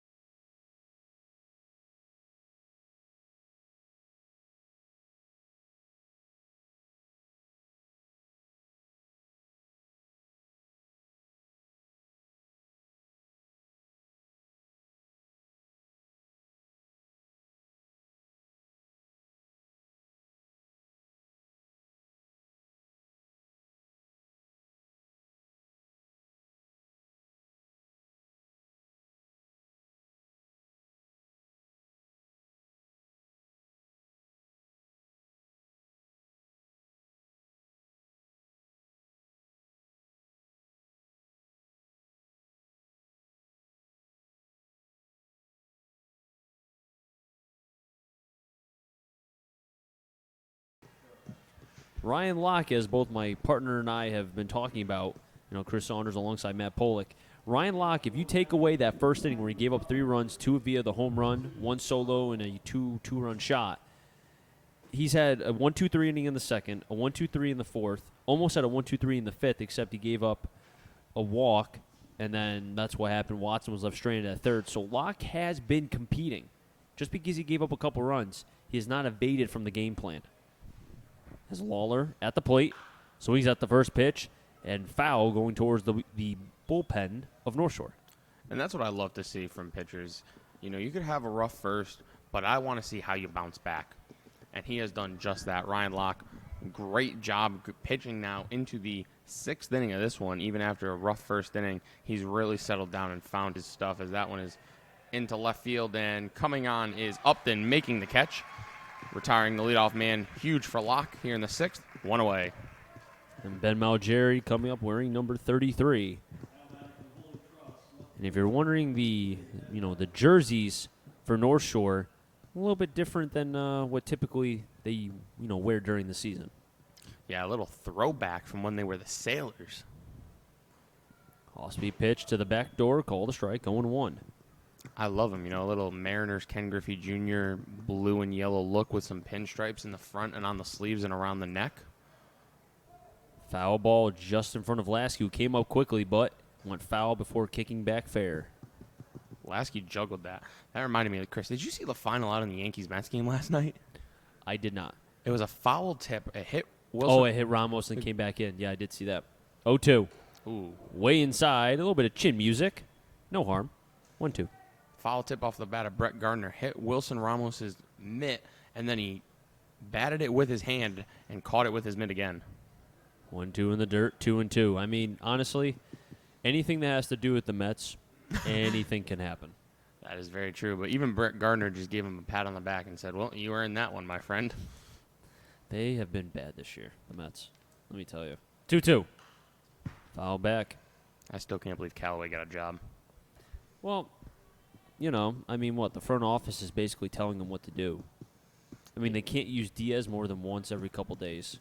Lugo can't go twice in the same, 3 days. 2-2 high, 3-2. Well, I think the problem is the same team can't see them. You can't use them in the same series. Well, I don't think it really matters if you have plus stuff like Diaz does. Even Lugo, too. They just haven't been as good this year. 2-2. 3-2. Swing and a miss. 6th K for Locke. And Cade Kretschmar is at the plate. Locke looking strong. Gave up 3 in the first.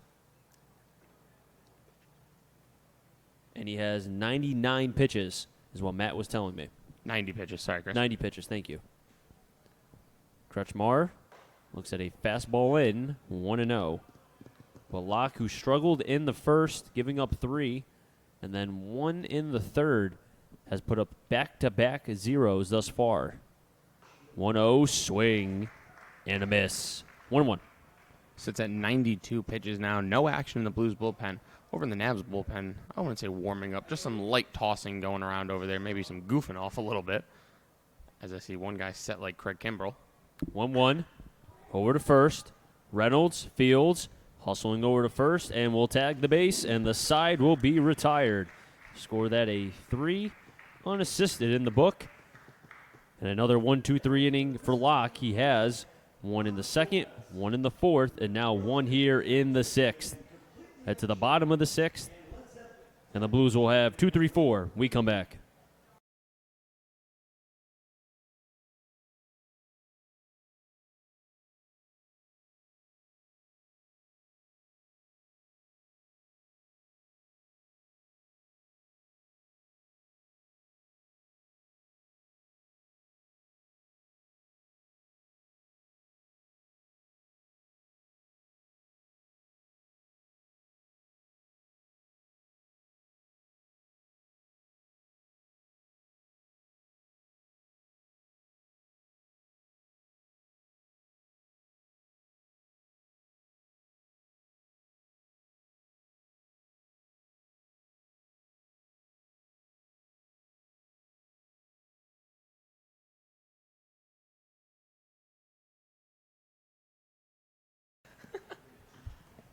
Two, three, four. Upton, Miller, Reynolds. If any of them get on, Buddy Dwayne. And a 1-2-3 inning for the right-hander from Wagner College, Ryan Locke, who gave up 3 in the first and then 1 in the third, but has put up back-to-back-to-back zeros thus far. And has really given this Blues team, who's now at, 91, 92 pitches, at least the length they needed to keep them competitive. First pitch to Upton. In for a strike, 0-1. Locke at 93 pitches, and still in the Blues bullpen. Nobody is on the mound throwing. So my guess is Ryan Locke's coming out for the 7th inning. 0-1. Inside, 0-2. That inside pitch, in on the hands, has been called all night long. Now Upton crowding the plate here. 0-2. Foul up the first baseline. Sagan with 5 strikeouts thus far has not given up a walk thus yet. And only 1 run on 6 hits. Sagan, who's going to UMass Lowell, the 0-2. Swing and a miss. That's been a constant for Cam Sagan, who has been a thorn in the Blues' behind today. Cam Sagan just graduated high school, well, probably a month and a half ago, and he just made Parker Upton from Creighton, a junior, look silly. Great job by Cam Sagan, whose pitch count is in great shape. That was his 75th pitch of the night. Sagan looking like he's the man, and the Blues are boys tonight. First pitch to Miller. Fouls it back 0-1. I think what speaks more to about Sagan is that going up against, White, even Upton to a certain degree, Miller, guys who have been very season-lated in college. 0-1, curveball, 1-1, and it just seems like they don't look comfortable at the plate. Yeah, you're right. That pitch ran a little inside on Brandon Miller. He looks back at his St. John's teammate saying, "Hey, man, why are you hitting me?" There's the curveball high, 2-1. And it really goes to show that I think pitchability and being able to get away with not having the 95, point A, Cam Sagan. Cam Sagan is going to do just fine at the next level from what I've seen here tonight. 2-1. Miller sends that one into right. Kretschmar. And it'll be Watson in right center who will make the play. 2 down. But as you said, man, usually I like to wait to see more of a player, no matter pitcher or hitter. But from what Mike Oldenwalder told us, the manager for North Shore, he's been like this his entire career. Pitchability, has 4 pitches, and I would almost think as he gets bigger and stronger, which you would think he will, as Reynolds sees a pitch high, 1-0. Even if he, let's say, throws 90-91 and tops out at that, with his pitchability and being able to throw strikes, 1-0, make it 1-1. I think it's safe to say that as long as he stays healthy, the draft will be in his future. Pitch high, 2-1. Well, he came in with a 1.92 ERA and just 9 1/3, so I was a little skeptical of the ERA. I'm not skeptical anymore. He came in with 18 strikeouts to 4 walks. He hasn't walked anybody tonight, and he's struck out 6. 2-2. So now his strikeout to walk total is 24 Ks to 4 walks in about 14, 15 innings. That's not bad at all. As Reynolds delivers one in to right, and that will drop for a base hit. The 7th for the Blues here in the bottom of the 6th.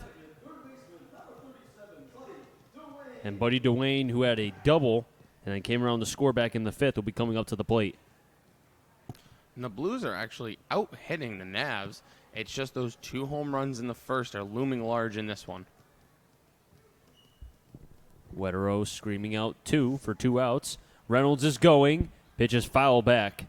And Reynolds had that base stolen. By a mile. As soon as Buddy Duane swung at that pitch, I was a little frustrated because it looked like he had that pitch stolen. And it looks like he just looked down at manager Ronnie Palmer in the third base coaching box, and Ronnie Palmer was like, he had that stolen. It looked like Buddy Duane kind of put his hand out saying, I was right there. I wanted that one. I mean, it was on the outer half of the plate, something that he could drive, but just a little bit late. 0-1. Swing and a miss, 0-2. And he's been late back-to-back pitches. The first one he fouled off, that one swinging and a missing. And normally you see here, Sagan would like to go to his off-speed stuff. I want to see him elevate a fastball here to see if he can get Buddy Duane to swing and miss late again. 0-2 to Duane. Chopper, elevated fastball, Calero, Fields, and the side will be retired. 4-3 in the book, and Sagan continuing his dominant performance against the Blues. No runs, 1 hit, no errors, and 1 player left on base. We head to the top of the 7th. North Shore 4, Blues 1. North Shore 6, 7, 8. Bravo, Mako, and Calero. We come back.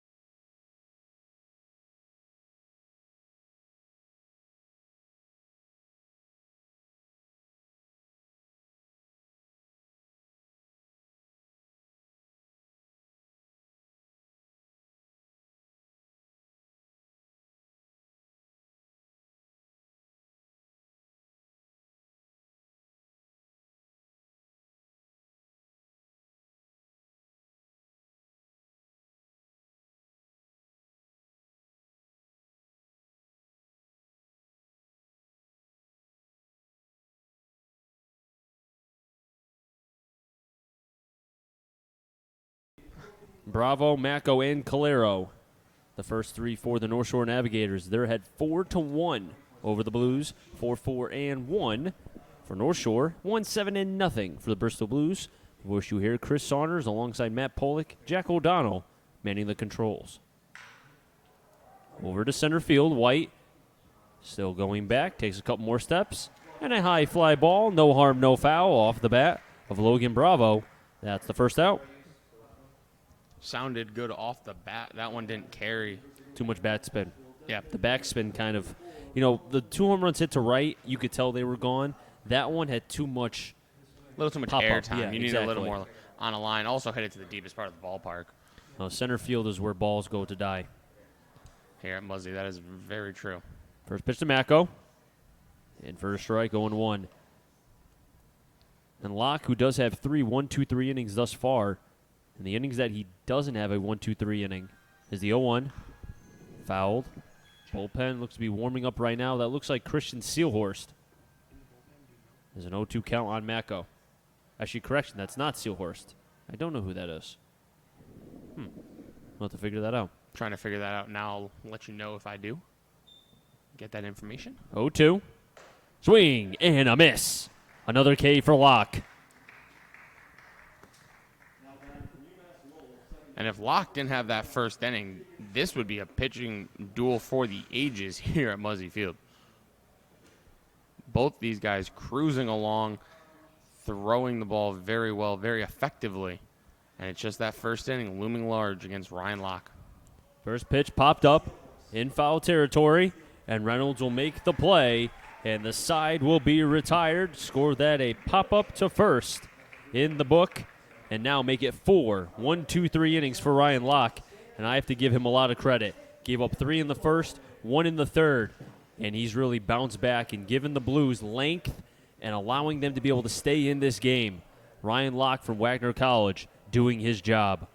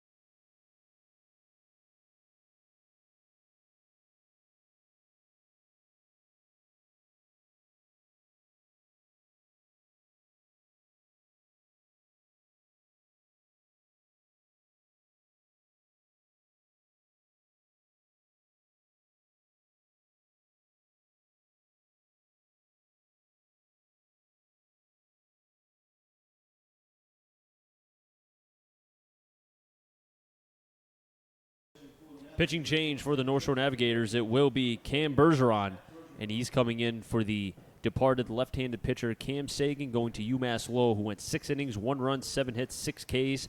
And my favorite number that I like to say, and I'm not being biased here, no walks. I think that's my favorite stat. Yeah. No walks. Great job by Sagan. He was in command from the get, working left to right, up and down, locating all 4 of his pitches. Great job by him. Matt Bergeron comes on for the North Shore Navigators. His 6th appearance. This will be the first game that he's not starting. His first relief appearance of the year in his 5 games. All starts. He's 2-2 with a 6.84 ERA, 23 2/3 innings pitched, 14 Ks to just 5 walks, 38 hits allowed. His last outing came on June 27th in Worcester against the Bravehearts, where he only went 3 innings. He gave up 5 on 9 hits, didn't record a strikeout, and faced 18 batters. Can you check something real quick? I can. Can you check to see if he went to the St. Joe's and the GNAC? Yep. That says St. Joe's in Maine. If that's the same St. Joe's, they're the St. Joe's monks in the GNAC.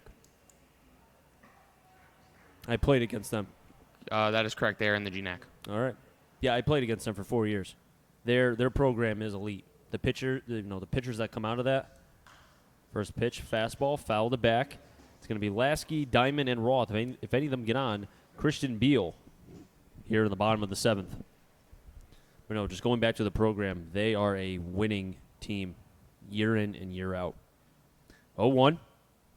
Off speed. Tad high, though. 1-1. Well, Matt Bergeron, big boy out there, 6'7", 250 is listed as. He's from New Hampshire, too. Build him big in New Hampshire. Breaking ball low, 2-1. The saying is they grow them big in Texas.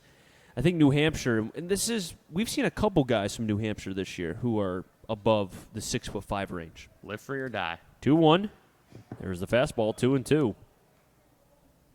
And the one thing that I think about, whenever they mention certain teams, I always think of a certain position. With St. Joe's, I think of pitching because they just breed pitchers. 2-2. Lasky over to center. Watson coming in.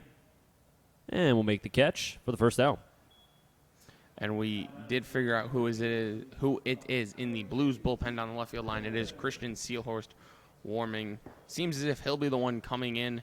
Locke's pitch count is, I think, at or near 100. I got to imagine his day's done, but a great performance. It doesn't look as great by the line with the 4 runs allowed, but if you take away that first inning, stellar job by Ryan Locke. First pitch to Diamond. As he delivers one into center, Watson gliding over to the glove side towards right center, and will make the catch for the second out. Both outs recorded by Watson. And Diamond, who, let's not forget, one of the few pitchers in the bullpen for the Blues that had Tommy John surgery, he will be shut down after the All-Star break. So Seelhorst, we only have another week, maybe 2 weeks, and then he'll have to go back and rest up for the college season. Yeah, 2 weeks exactly from today is the All-Star game, if I'm not mistaken. First pitch to Roth, 0-1. Pardon me, 2 weeks from yesterday. And we'll be there, you and me. We will. Taking video of the players that go for the Blues, maybe doing a couple interviews, and you never know, maybe 0-1. Roth pops it up. Wetero, for a second, thought it was going to go foul and then charge back in, but hit what looked to be the netting, so we 0-2. But no, we'll be there. Who knows? Maybe I'll mess around, sneak into the Derby. Yeah, why not? Might have to move the fences in about 200 feet. Maybe hit one ball like 10 feet. I can get it out of the infield. Give me some credit. That's true. Maybe. Roth trying to avoid his third K. And the changeup low and in the dirt, 1-2. Bergeron looking for a 1-2-3 inning here. And Bergeron has started a couple games, it looks like, at least 3. All 5 of his appearances have been starts. All this 5 is are his starts. First relief appearance. Chopper through the 5.5 hole, takes a lip. Bravo across the diamond, won't be in time.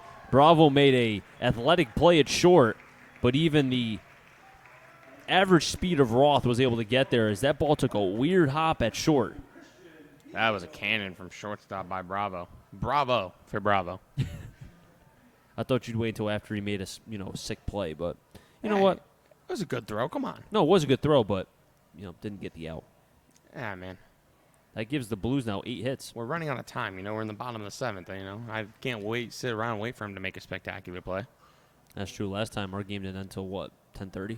Okay, see, now you're the one jinxing it. Well, you know what? You said it, though, before we came on. You blame me off air. I said it off air, though. Totally different. Yeah. First pitch to Beal, and that hits the outfielder in the back. But Beal, who eats nails for breakfast, is going to chug it along to first. Is that a confirmed fact, or is that just a guess? It's a guess. Okay. But, any player that gets hit in the back and just does that looks fine to me. Yeah, I'd probably be on the ground crying. Austin White at the plate. 2 quick outs for Bergeron, and then gave up an infield single, although a nice play by Bravo at short, and then hit by pitch to Beal. And Austin White, who, I don't know if I'm saying this right, he's 0 for 3. Yeah, you got a double take on that one. First pitch to White, changeup, 0-1. It looks like now that teams have seen him a couple times, and especially North Shore, who's played the Blues multiple times, I've seen a lot of off-speed pitches, not a lot of fastballs. Yeah, and that's why he's in the leadoff spot, because normally you see fastballs as a leadoff hitter, especially in that first inning. 0-1. There's an off-speed pitch again, 1-1. It looks like they're pitching backwards, and unless they have to throw him a fastball, it's going to be continuous breaking balls until he proves that he can do something, which right now he hasn't done much. 0 for 3, as I said. He does look more comfortable in the box here against Bergeron than he did against Sagan. I'm sure he's so glad to see Sagan out of this game. Oh, yeah, left on left now, right on left. Off speed in 1-2. And, pitchers can be sitting there thinking, okay, I'm up 1-2, 0-2, whatever. He's taking some pitches. He's not afraid to hit with 2 strikes. I know today's 0 for 3, but we've seen him multiple times get on base once he already has 2 strikes on him. Not afraid. He has a great 2-strike approach. Bergeron comes to the set at the belt. 1-2. Low 2-2. This is a lineup that yesterday against the Suns, Diamond and Miller went 5 for 7 together, but the rest of the team was 1 for 23 with 6 Ks. Today they're better, 8 hits, and it's been spread out. But right now they're behind by 3 are the Blues, as North Shore is up 4-1. 2 outs here in the bottom of the 7th. 2's on the board. 2 balls, 2 strikes, 2 outs. Over to second. Calero will throw it to the easiest bag, and that's the final out. Score that a fielder's choice, and Bergeron escapes what was a little bit of a jam. So 1 hit, no runs, no errors, and a couple players again left on base.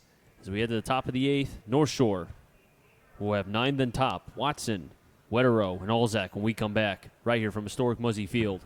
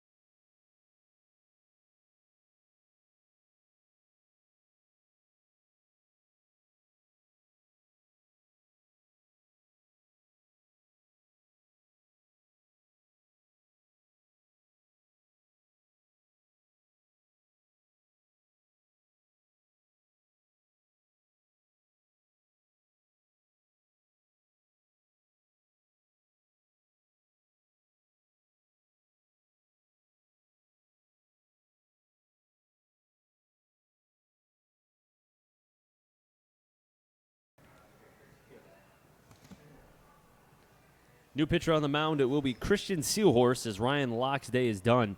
7 strong innings, and if you want to look at, he gave up 4 runs, 4 hits, 7 Ks, 1 walk. Gave up 3 in the first, and if you saw that, and you've been sticking with us throughout, he really got better as the game went on. Had a bad first, but stayed strong and had given the Blues a chance now as we're in the top of the 8th as Christian Seahorst is on the bump. Yeah, Ryan Locke was good, but the only problem was Cam Sagan was great. Well, that's the other thing, too. I think if, let's say, Sagan or whoever else is pitching gives up another run or 2, we're talking about a 1-run game here. Yeah, a whole different ball game. But still 6 outs to work with for the Blues, but they also have 6 outs to get. And trying to get at least 3 of them will be Christian Seahorse, making his 10th appearance of the year so far through 9 games. He's pitched to a 3.85 ERA in 9 1/3 innings pitched, 18 strikeouts, 10 walks. That's been a problem for him as, we've mentioned a couple times, he can be effectively wild sometimes, but also the walks he gives up can also hurt him. Well, the walks have been, I think he's had, except for one appearance, which, June 4th against Nashua, he's had at least 1 walk. He's had 2 once, or 2 twice, actually. The game that I think of the most was against the Brockton Rocks, where he had a couple walks there, but had 3 Ks, all 3 of them being on the 3-2 count. Fires in a fastball, in for a strike, 0-1. Watson, who is 0 for 1 with a strikeout looking and then walked and was left stranded at third back in the 5th. Seahorse taking a deep breath as the bugs continue to fly here in the press box. Pitch low, 1-1. You mentioned that game against the Brockton Rocks. You see the most impressive as Chris is trying to punch flies out of the air. No, it's a moth. 1-1. Swing and a miss, 1-2, just like that. Watson waving at a fastball inside. I'm trying to wave at moths. Well, I looked back the game against the Brockton Rocks. He pitched the 6th inning. He hit the first batter, walked the second batter, then got a strikeout. 1-2. Fastball high, 2-2. Then he gave up a single, so then he had bases loaded, 1 out, and he struck out the 9-hitter and then the leadoff hitter in the 6th inning to get out of a jam he worked himself into. That was really a great peak performance for Steelhurst. So he has the potential to be a big strikeout guy. He's just got to limit the walks. Seahorse taking a deep breath. The 2-2. In below as Lasky looked like he dropped what was potentially strike 3. So now it's a 3-2 count. And this is something that both Ronnie Palmer and the rest of the coaching staff, Jordy Shiner and Nick Riscotti, want to not see. The walks and hit by pitch. Watson will reach. So realistically, Watson has only recorded one at bat, and that was a K. If I'm Watson, I'm saying, hey, man, why didn't you just throw that outside? I'd still be on base, but I wouldn't be in pain. Well, every time that Watson's been up, it's been a 3-2 count. In the second, he struck out looking, and then he walked in the 5th, and then now here was hit by a pitch. As you see, Jordan Lasky, that's our first mound visit of the game coming here in the 8th inning. And I like that from Lasky. Don't let the damage get done. Go out there as soon as the runner's on. Settle Steelhorse down. Maybe this is just me, and something now that I've seen Steelhorse many times, as Wetterose at the plate was retired for the first time back in the 5th. Fires it over. Can they turn 2? There's one. Over to first. In time. 4-6-3 double play. First double play turned by the Blues. Just what the doctor ordered. And one thing about Steelhorst I've noticed, he seems to do a lot with his hands and arms. I think when he's delivering it, and I almost feel like the more you do, the more that can go wrong. Him from the stretch seems to be, as Michael Oldenwalder looked to be a casual walk over to the field umpire to ask if maybe he was safe there, but back to the point with Steelhorst, he looks to be more comfortable from the stretch. Less moving parts, going directly towards home plate. I mean, that's just my observation. Could be completely wrong here, but it looks like he's better from the stretch. Well, I mean, look at his strikeouts that we've seen. They've been from the stretch. It's more common for relievers to come in and pitch from the stretch no matter what because they're so used to coming into situations as he gets a swing and a miss from Andrew Olzak, the Navs 2-hitter third baseman. So I almost wonder if that's something he'll change later in his career and just always pitch from the stretch. 0-1. Outside, 1-1. I mean, you know, as we said, he's coming back from Tommy John, trying to be able to get a feel back. I mean, we've seen the ability, you know, spin for a breaking ball. The fastball has been there. I mean, I wish we had a gun to see how fast, but just by looking at the strikeouts that he's been able to get and the swings off the bat or non-off the bat of the hitters, the fastball plays. 1-1.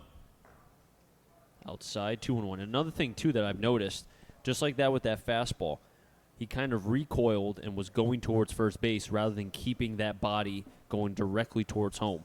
A lot of motion in his body when he delivers. 2-1. There's the fastball. Has it popped up towards right.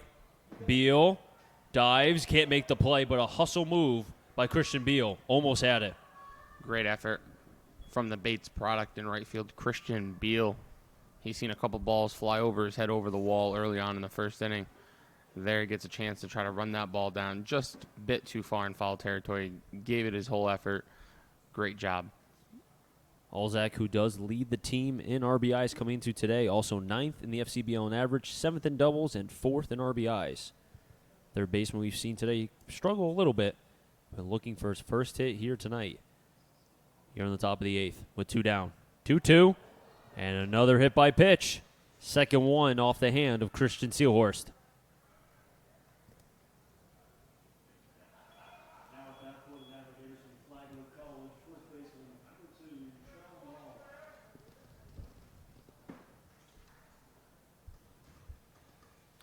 And Sean Lawler, who, into this game, 10th in average, 6th in RBIs in the FCBL.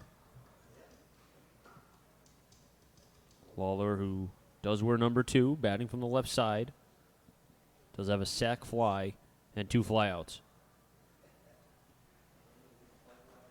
Lawler sees a fastball, inner half of the plate, 0-1. We should invest in a radar gun, Chris. You know what? Okay. How much money? I don't know. I'll pay 0%. You could pay 100. Wow, that's really fair. I'm a generous person. What can I say? Steelhorst, the 0-1. Way outside. Again, I mean, the recoiling, I don't know, maybe it's just me, but I just feel like he's more comfortable from the stretch. But as we've said before, coming back from Tommy John, it takes time to be able to get the feel and just to get your body, I would say, back in pitching shape. Just because you've missed so much time being on the mound. 1-1. Low fastball that a little bit too low to Lawler. Lasky tried to pull that back in.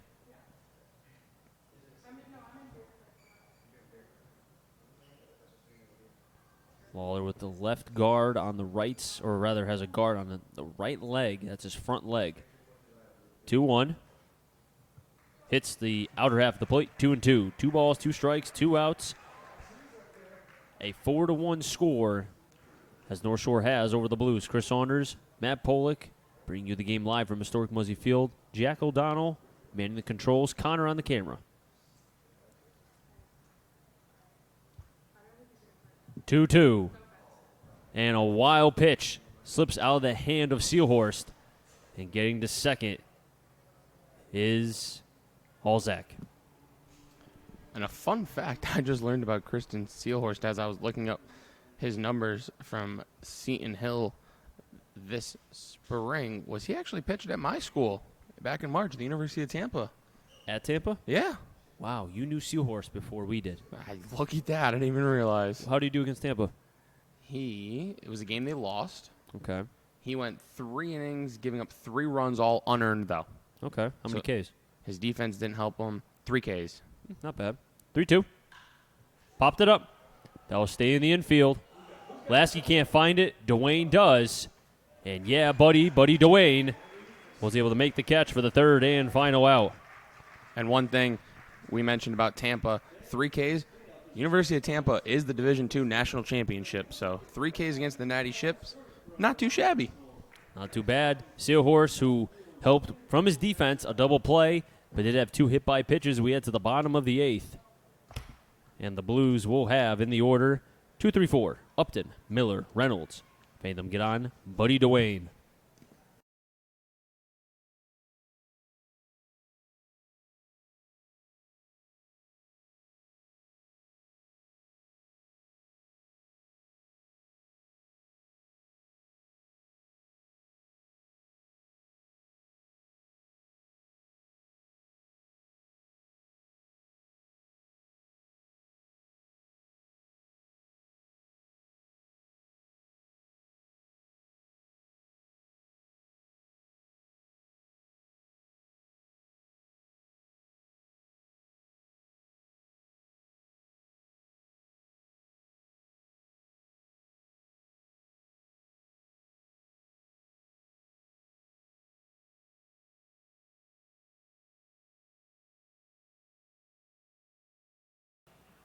Two, three, four. Upton, Miller, Reynolds. Made them get on Buddy Dwayne.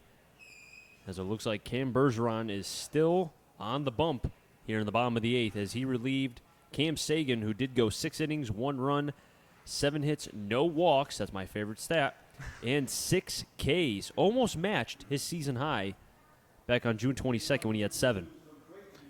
Yeah, great outing by Sagan. And Chris, I'm not going to let it slide a second time. That's the second time you said Cam Bergeron, who's the major league relief pitcher. This is Matt Bergeron. Or Matt, sorry. I put Cam in there. So Matt. I wish we had a big league pitcher here. So I've been saying Cam this entire time. Yeah, I wish we had a big league pitcher here. So make the correction, Cam. Or Matt. I did it again. First pitch in for a ball to Parker Upton. I know who that is. Chris, it's game 1 of, what is it, 6 in a row? 5 in a row? Game 2. Well, game 1 of 5 in a row, yeah, but game 2 this week. Yeah. And first strike, 1-1. 5 in a row, Chris. You got a long stretch ahead of you, buddy. Got one game tomorrow, too. Or another one tomorrow against the Brockton Rocks. We haven't seen them since the beginning of the season. 1-1. Swing and a miss from Matt Bergeron. 1-2.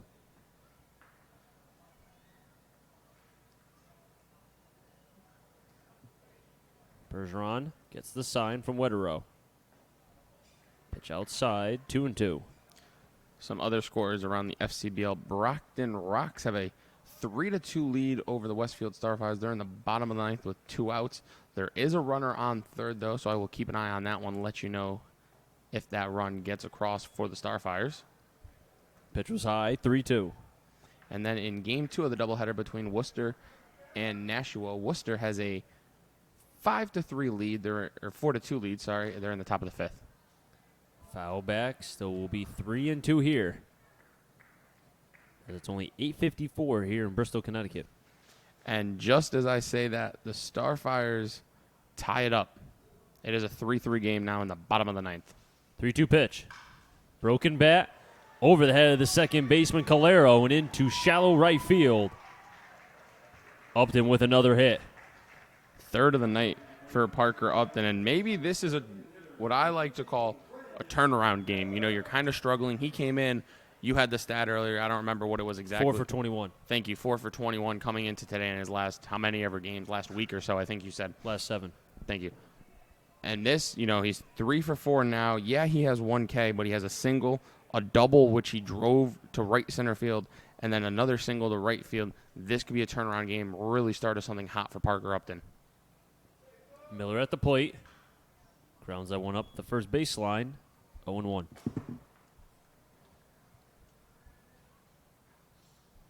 And if the Blues were to lose this game, and let's say that Westfield defeats Brockton, that would be a missed opportunity for the Blues, who are 1.5 games back, and will maybe have to make that up tomorrow as they play against Brockton at 7 p.m.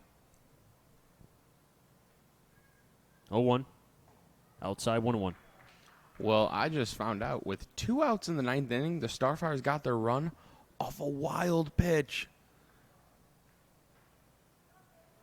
Tough luck for the Brockton Rocks. Oh, that's okay. I thought something crazy happened. That was a wild pitch. That's just tough luck for the Rocks. It happens. 1-1. Inside. 2-1. Another update from Citi Field in the top of the 6th. Sir Didi Gregorius solo shot. Yankees now have a 3-1 lead. Have they hit a home run in every game? No, they didn't hit one last night. Oh, yeah, you're right. Streak broke last night. Oh, too bad. So that streak broke, and the Blues streak of not getting shut out broke. Last night was just not a good night. Not for the teams we watch. 2-1. In the dirt, 3-1. So Matt Bergeron, the command a little bit lagging right now, gave up a broken bat single to right center for Upton. That was his 3rd hit. And now Miller, who was ahead in the count, 3-1 from St. John's. And his teammate behind the plate, Wetero, is also a St. John's product. 3-1. That's low for a ball. And the Blues have runners on first and second. Nobody out. And the meat part of the order up. Here comes Dylan Reynolds, who is a good hitter. Dylan Reynolds can hit. The one problem, though, is he is double play prone. But he did get a single in his last at-bat. So good vibes coming for Reynolds as the assistant coach, Ariel Ramos, is going out to talk with the 6'7" right-hander from St. Joe's.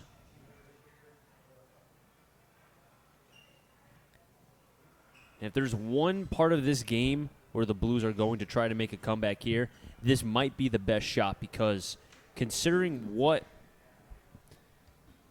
this team has in the 9th inning, when you consider, and I only know his last name, but it's Bo Dana. Sorry, Bo is his first name.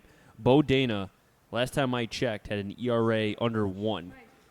It's under 1, well under 1. 0.65. And I would almost think that he would be the one to save this game. He has 9 saves on the season. So, 15 wins for North Shore. Bo has 9 of them. 9 saves in the 15 wins. Yep. That's not too shabby, if you ask me. It's not bad at all. Especially with a .65 ERA. Dylan Reynolds, 14 RBIs on the season. Has a couple ducks on the pond here. First pitch to Reynolds. Takes it for a strike, 0-1. And I saw Ariel Ramos kind of talking with the home plate umpire as he was departing from home plate. Maybe asking, what some of those pitches look like strikes. And, that's the sign of a good coach being able to not make a scene, just asking the home plate umpire where those pitches were. 0-1. Outside, 1-1. And there is somebody warming in the Navs bullpen. My apologies, cannot see who it is. There is a light pole in my way. But I'm curious to know if it is Bo Dana, maybe potentially go for a longer save than just 3 outs. Bergeron, who does throw across his body, the 6'7" righty. 1-1. Takes it low, 2-1. And this Blues team, they will not swing at pitches unless they're within the strike zone. I know Sagan looked great today, and he did. But he was able to really kind of keep them off balance through the entirety of the game. And now with a new pitcher, I'm sure the entire Blues lineup says, thank you. We just wanted to see someone else. 2-1. And Reynolds fouls it back, 2-2. And I just got note of who it is in the Navs bullpen. It is not Bodine. It is Parker Brown. And another GNAC player from Suffolk. That's correct. 6'3" junior. Oh, and he's over 6 foot? Yep. Jeez. And he's from Massachusetts, too. Yep. Shrewsbury, Massachusetts. They grow 'em big in Mass. It's the Northeast. 2-2. Reynolds pops it up. It might stay in play. Redero and Olzak. And that'll go foul. And another life for Reynolds. Reynolds does have 11 walks on the season, 13 Ks as well. Nobody out. Bottom of the 8th.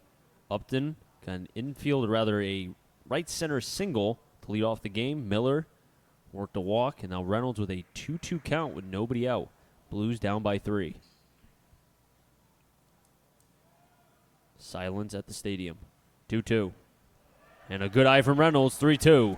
And that gets a great cheer from this crowd as all of a sudden Blues potentially could have the tying run on base. Quick update from Citi Field. Gio Urshela with a big fly. Yankees extend the lead. It's 4-1. Bergeron takes a breath, staring down Upton at second. Payoff pitch. Reynolds towards right, and that'll get through for a base hit. Ronnie's waving around Parker Upton. Here comes the throw.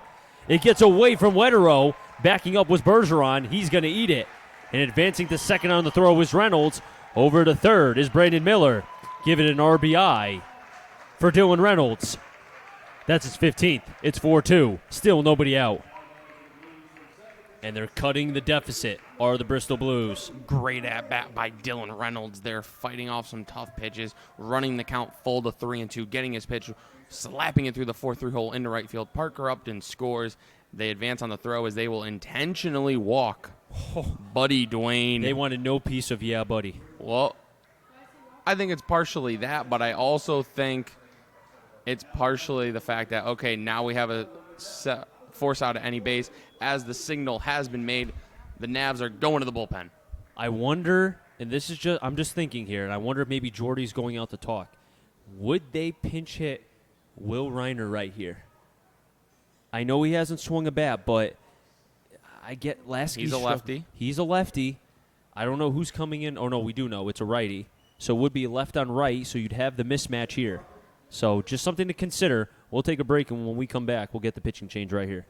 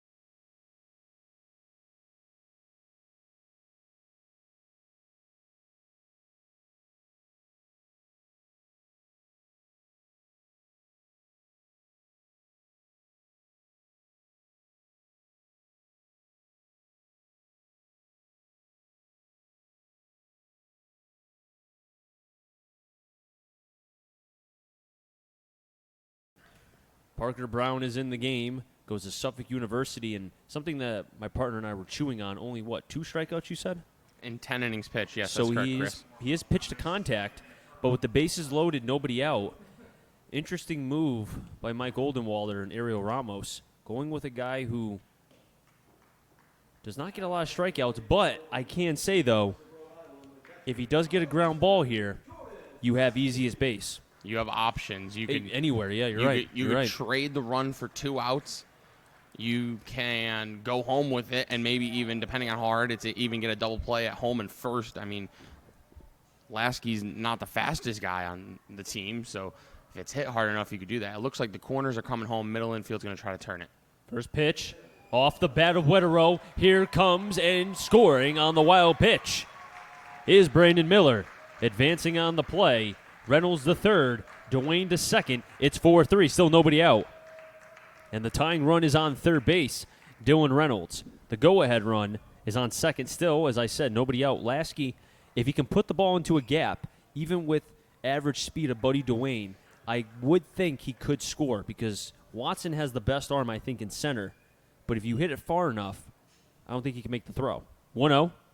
Lasky through the 5.50 and gets through for a base hit. That will score 1. Palmer will make Dwayne stay at third. RBI single off the bat of Jordan Lasky. His first hit is a big one. It ties the game at 4. Scoring was Dylan Reynolds. Great job by Jordan Lasky.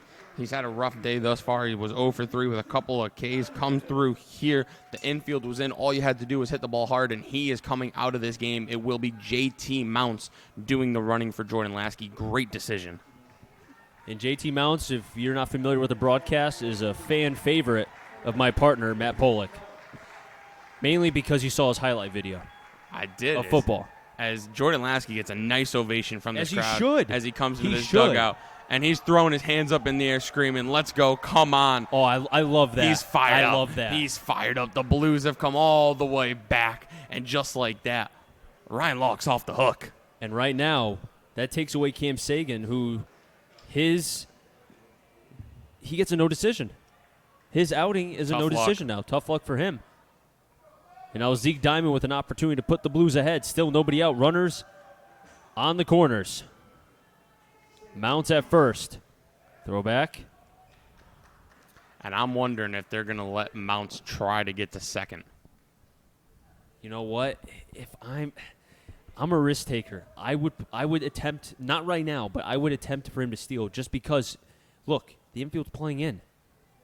Diamond's at the plate. Pitches inside. Ball 1-0. Not a great lead for Mounts over there at first. No. Watch his lead, though. Yep. Just because I can't see because I have a big pole in my way. He's quick. Oh, he's very fast. So even with a mediocre lead, if he gets the jump, he can get there. Pitch outside, 2-0. And isn't it very, inauspicious that you hear a horn in the background? It might be a train, but in a most crucial game part right now. That was a huge vocab word. That's a big boy vocab. That's a Yale vocab word. Shout out. Jack O'Donnell over there on the sticks working the cameras. He's going to Yale if you don't know that, so congratulations to Jack O'Donnell going to Yale in the fall. Big brain Jack over there. Danny Roth on deck. Mounts, shaking, bacon, and through! And the Blues will be ahead 5-4. RBI single for Zeke Diamond. And just like that, the comeback kids come ahead. And this crowd loves it. A nice hand. Zeke Diamond, who's been pretty hot as of late, comes through with a huge knock here in the bottom of the 8th, and the Blues have scored 4. They take a 5-4 lead. And you know what that means? One thing. Will Nowak? Will Nowak. Let's go. Still nobody out. Roth bunts it back to the pitcher. He wanted to go third, decides to get to first because Alzak wasn't covering the base at third. So now the runners advance, and you know what? That's a mature ball player right there. You know what? He wants to get hit, but instead he takes what was best for the team, decides to sack bunt. That might, you know what? That might not look great in the scorebook, but that's a great play, and he's going to earn a lot of respect from his coaches and the teammates. I love small ball. I love small ball. I love small ball. I love what Danny Roth just did. Do you love small ball? I love small ball. Just like I love zero walks. Love small ball. Infield looks to be in for the most part. No, it's fully in. I just saw the first baseman right here. Christian Beal does have an RBI. First pitch to Beal. Swing and a miss. Chasing a little bit. That was a ball. Be 0-1. Austin White is on deck. I think if Austin White comes up, this is the kind of guy I think White could drive. Because the ball is going away, so it would be going right to the barrel of White. And there's nobody in the Navs bullpen. 0-1. Over to Lasky. He's going to go home, and Wetero will tag the runner for the second out. So Mounts will be out. Advancing to third will be Diamond. Beal will reach via the fielder's choice. And Austin White at the plate, but with 2 out. I'm a little... as fireworks go off in center field as Austin White drawing in the dirt. We asked him last game, after the game, what he draws exactly in the dirt before every at-bat. Those are his mother's initials that he draws in the dirt before he gets into the batter's box before every at-bat. A nice tribute to a woman who I'm sure has done a lot for Mr. White. Austin White. First pitch in the dirt. 1-0. Just got confirmation. It is Will Nowak warming in the Blues bullpen as we Music to my ears. expected, but always nice to confirm it. That's what we do here. As the fireworks popping behind Muzzy Field. Pitch low, 2-0. And the Blues have set off fireworks here, scoring 4 runs here in the bottom of the 8th. It looked like this was a game that North Shore was going to win with ease, but it all started, honestly, with a little single by Upton. 2-0 to White, and that's haven't seen a signal yet, and now it is. Austin White will get hit, and the bases will be loaded. And the Blues have betted around. And there goes our scorebook. You know, Chris, pre-game, It's okay, though. Pre-game, I asked Chris, do you think I can make it a whole broadcast without using whiteout on my book? I said yes. Didn't happen. Didn't happen. Whiting out, and we will not get a pinch runner. Brandon Miller was just asking for his elbow or shin guard because he's already been on base once, so first base coach had it over there at first base, and he needs it for his at-bat potentially if he gets up again.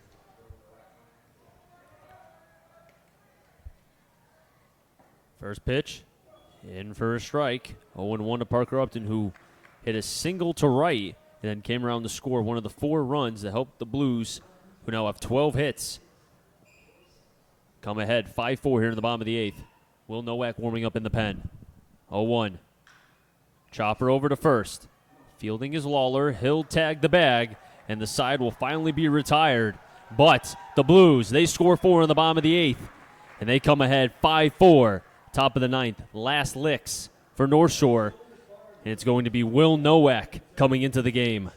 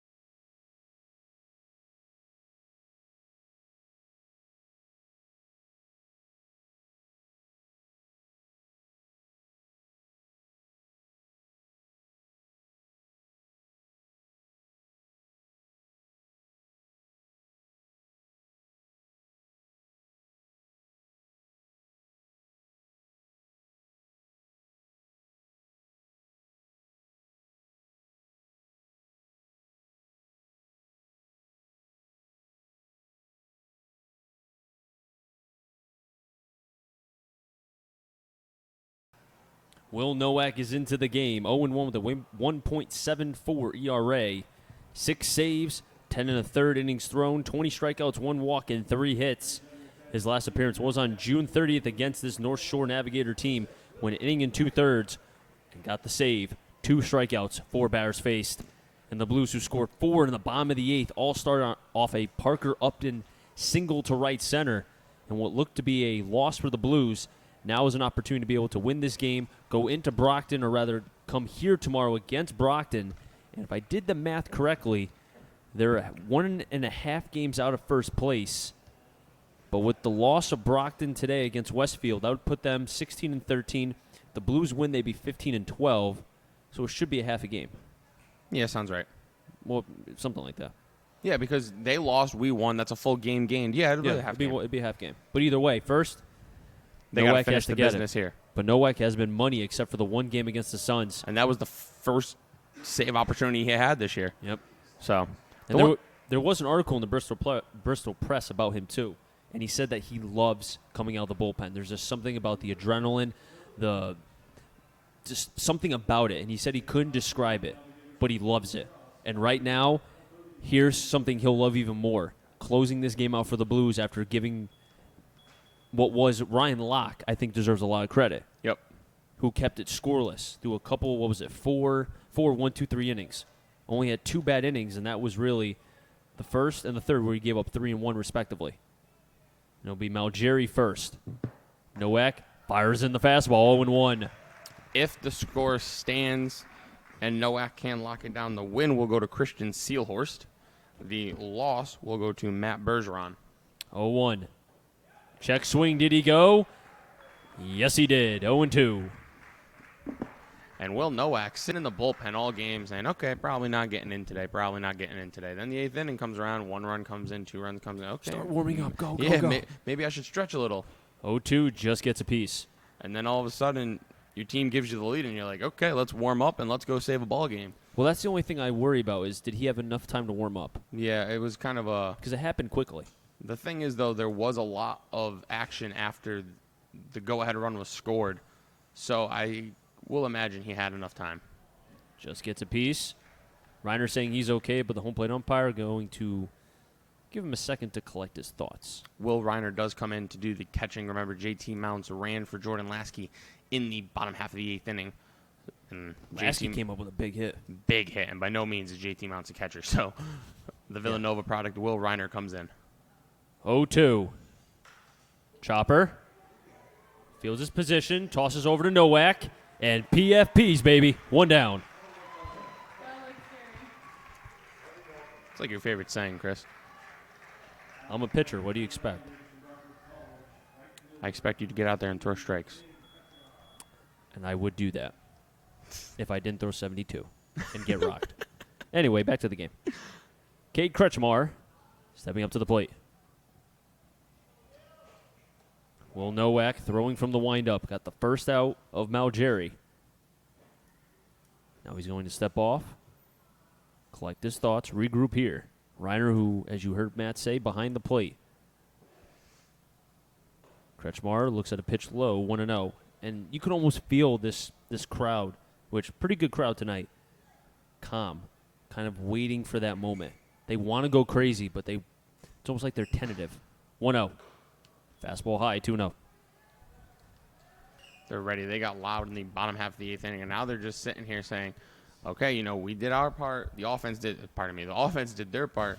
Can Will Nowak get the job done? And I'm sure this crowd will go crazy if the Blues can finish this game off, as they're 1 pitch closer now as Nowak finds the outside corner for a strike. Great location there on that fastball.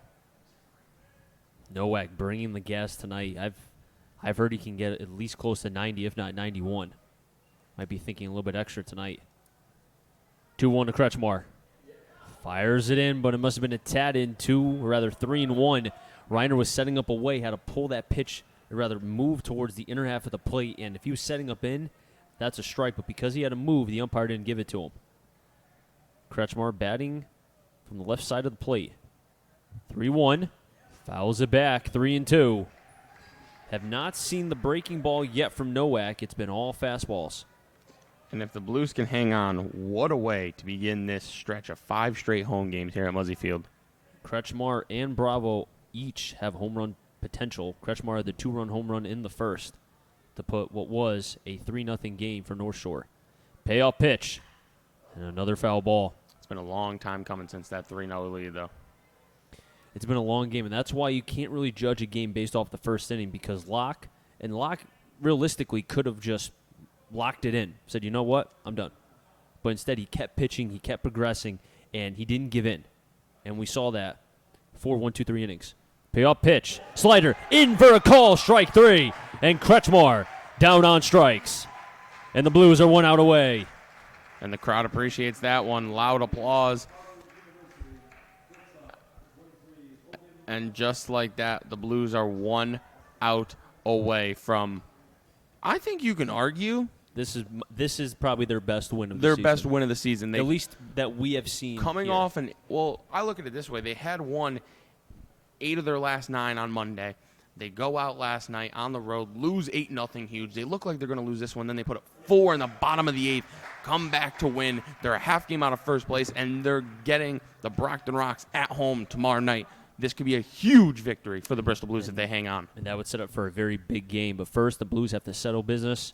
Logan Bravo, as Nowak is ahead in the count, 0-1. Hesitation, fires in the fastball, low 1-1. Looks like he lost his footing, trying to put a little extra giddy up on the fastball. Looks like he's going to fix his landing spot a little bit on the mound.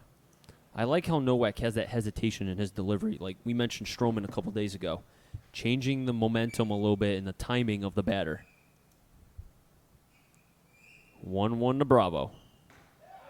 Outside, umpire said it was low, 2-1. Crowd wanted it. Looked a little out from up here. He's been consistent on the outside corner all night long. He's been so consistent. This has been my favorite umpire in recent memory. Thank you, Mr. Umpire. 2-1, there's the slider. And they're going to say he didn't check, or rather he did check his swing, 3-1. Nowak, what will he throw here? Showed a couple breaking balls, did get the strike 3 of Kretschmar on a breaking ball down the middle. 3-1 to Bravo. Inside for a strike, 3-2.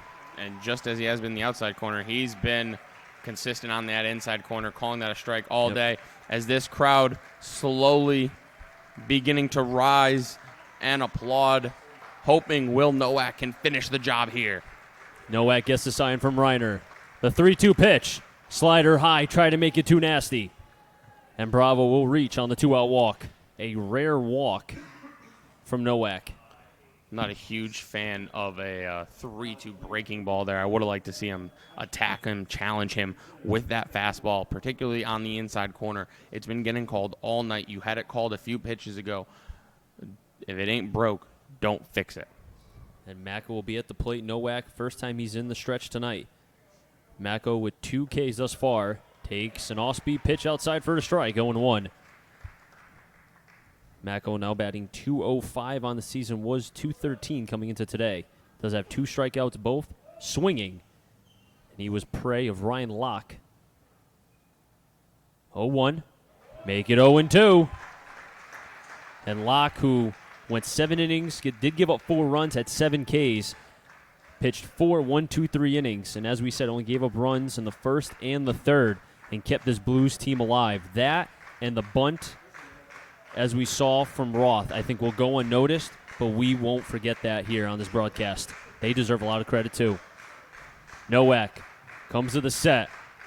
The 0-2 to Mako. Strike 3, and the ball game is over. Nowak with the save. His 7th of the season, and the comeback kids come all the way back, and they win. Final score, 5-4. They move to a half a game out of first place. What a win for the Bristol Blues, and they did it in a comeback fashion, and even better, a quick fashion, a 2-hour, 18-minute game.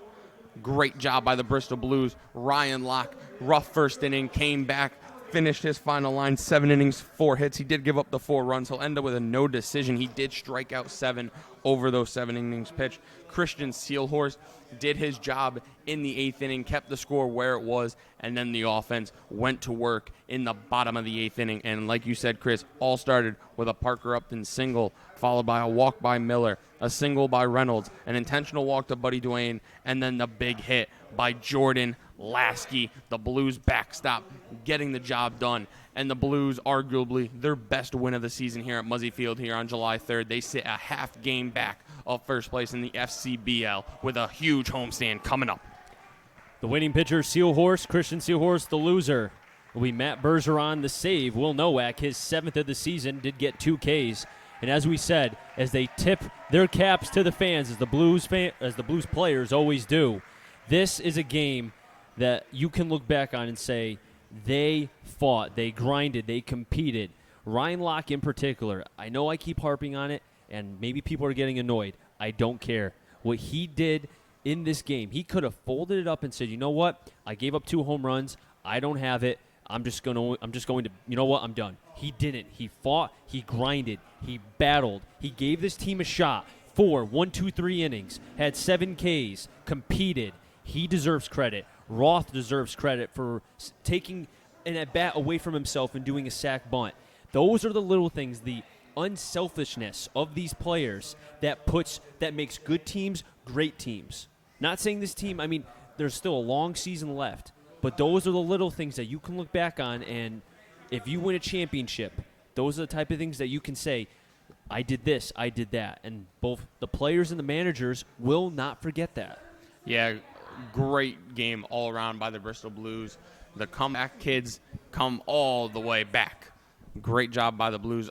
Unselfishness play, timely hitting, big pitching. Mentioned Seelhorst. He, looked a little rough in the 8th, got out of it. Huge job by him to keep the score exactly where it was. And, we talked about it multiple times. What do the Blues have to do? Get to the 9th inning with a lead, give the ball to Will Nowak, sit back and watch the University of Hartford product work. And tomorrow's going to set up a big matchup as the Blues have yet to defeat the Brockton Rocks this season. But I can tell you right now, this is a different team than when they played Brockton last. Completely, 100% different. That wraps things up here from Muzzy Field. Our thanks to both Jack O'Donnell and Connor for making this broadcast happen. Final score here from Muzzy Field. Blues defeat North Shore 5-4. They move to a half a game out of first place. Make sure to catch us tomorrow as the Bristol Blues take on the Brockton Rocks at 7 p.m. For Matt Polick, I'm Chris Saunders. We'll see you tomorrow night. Have a good one, everybody.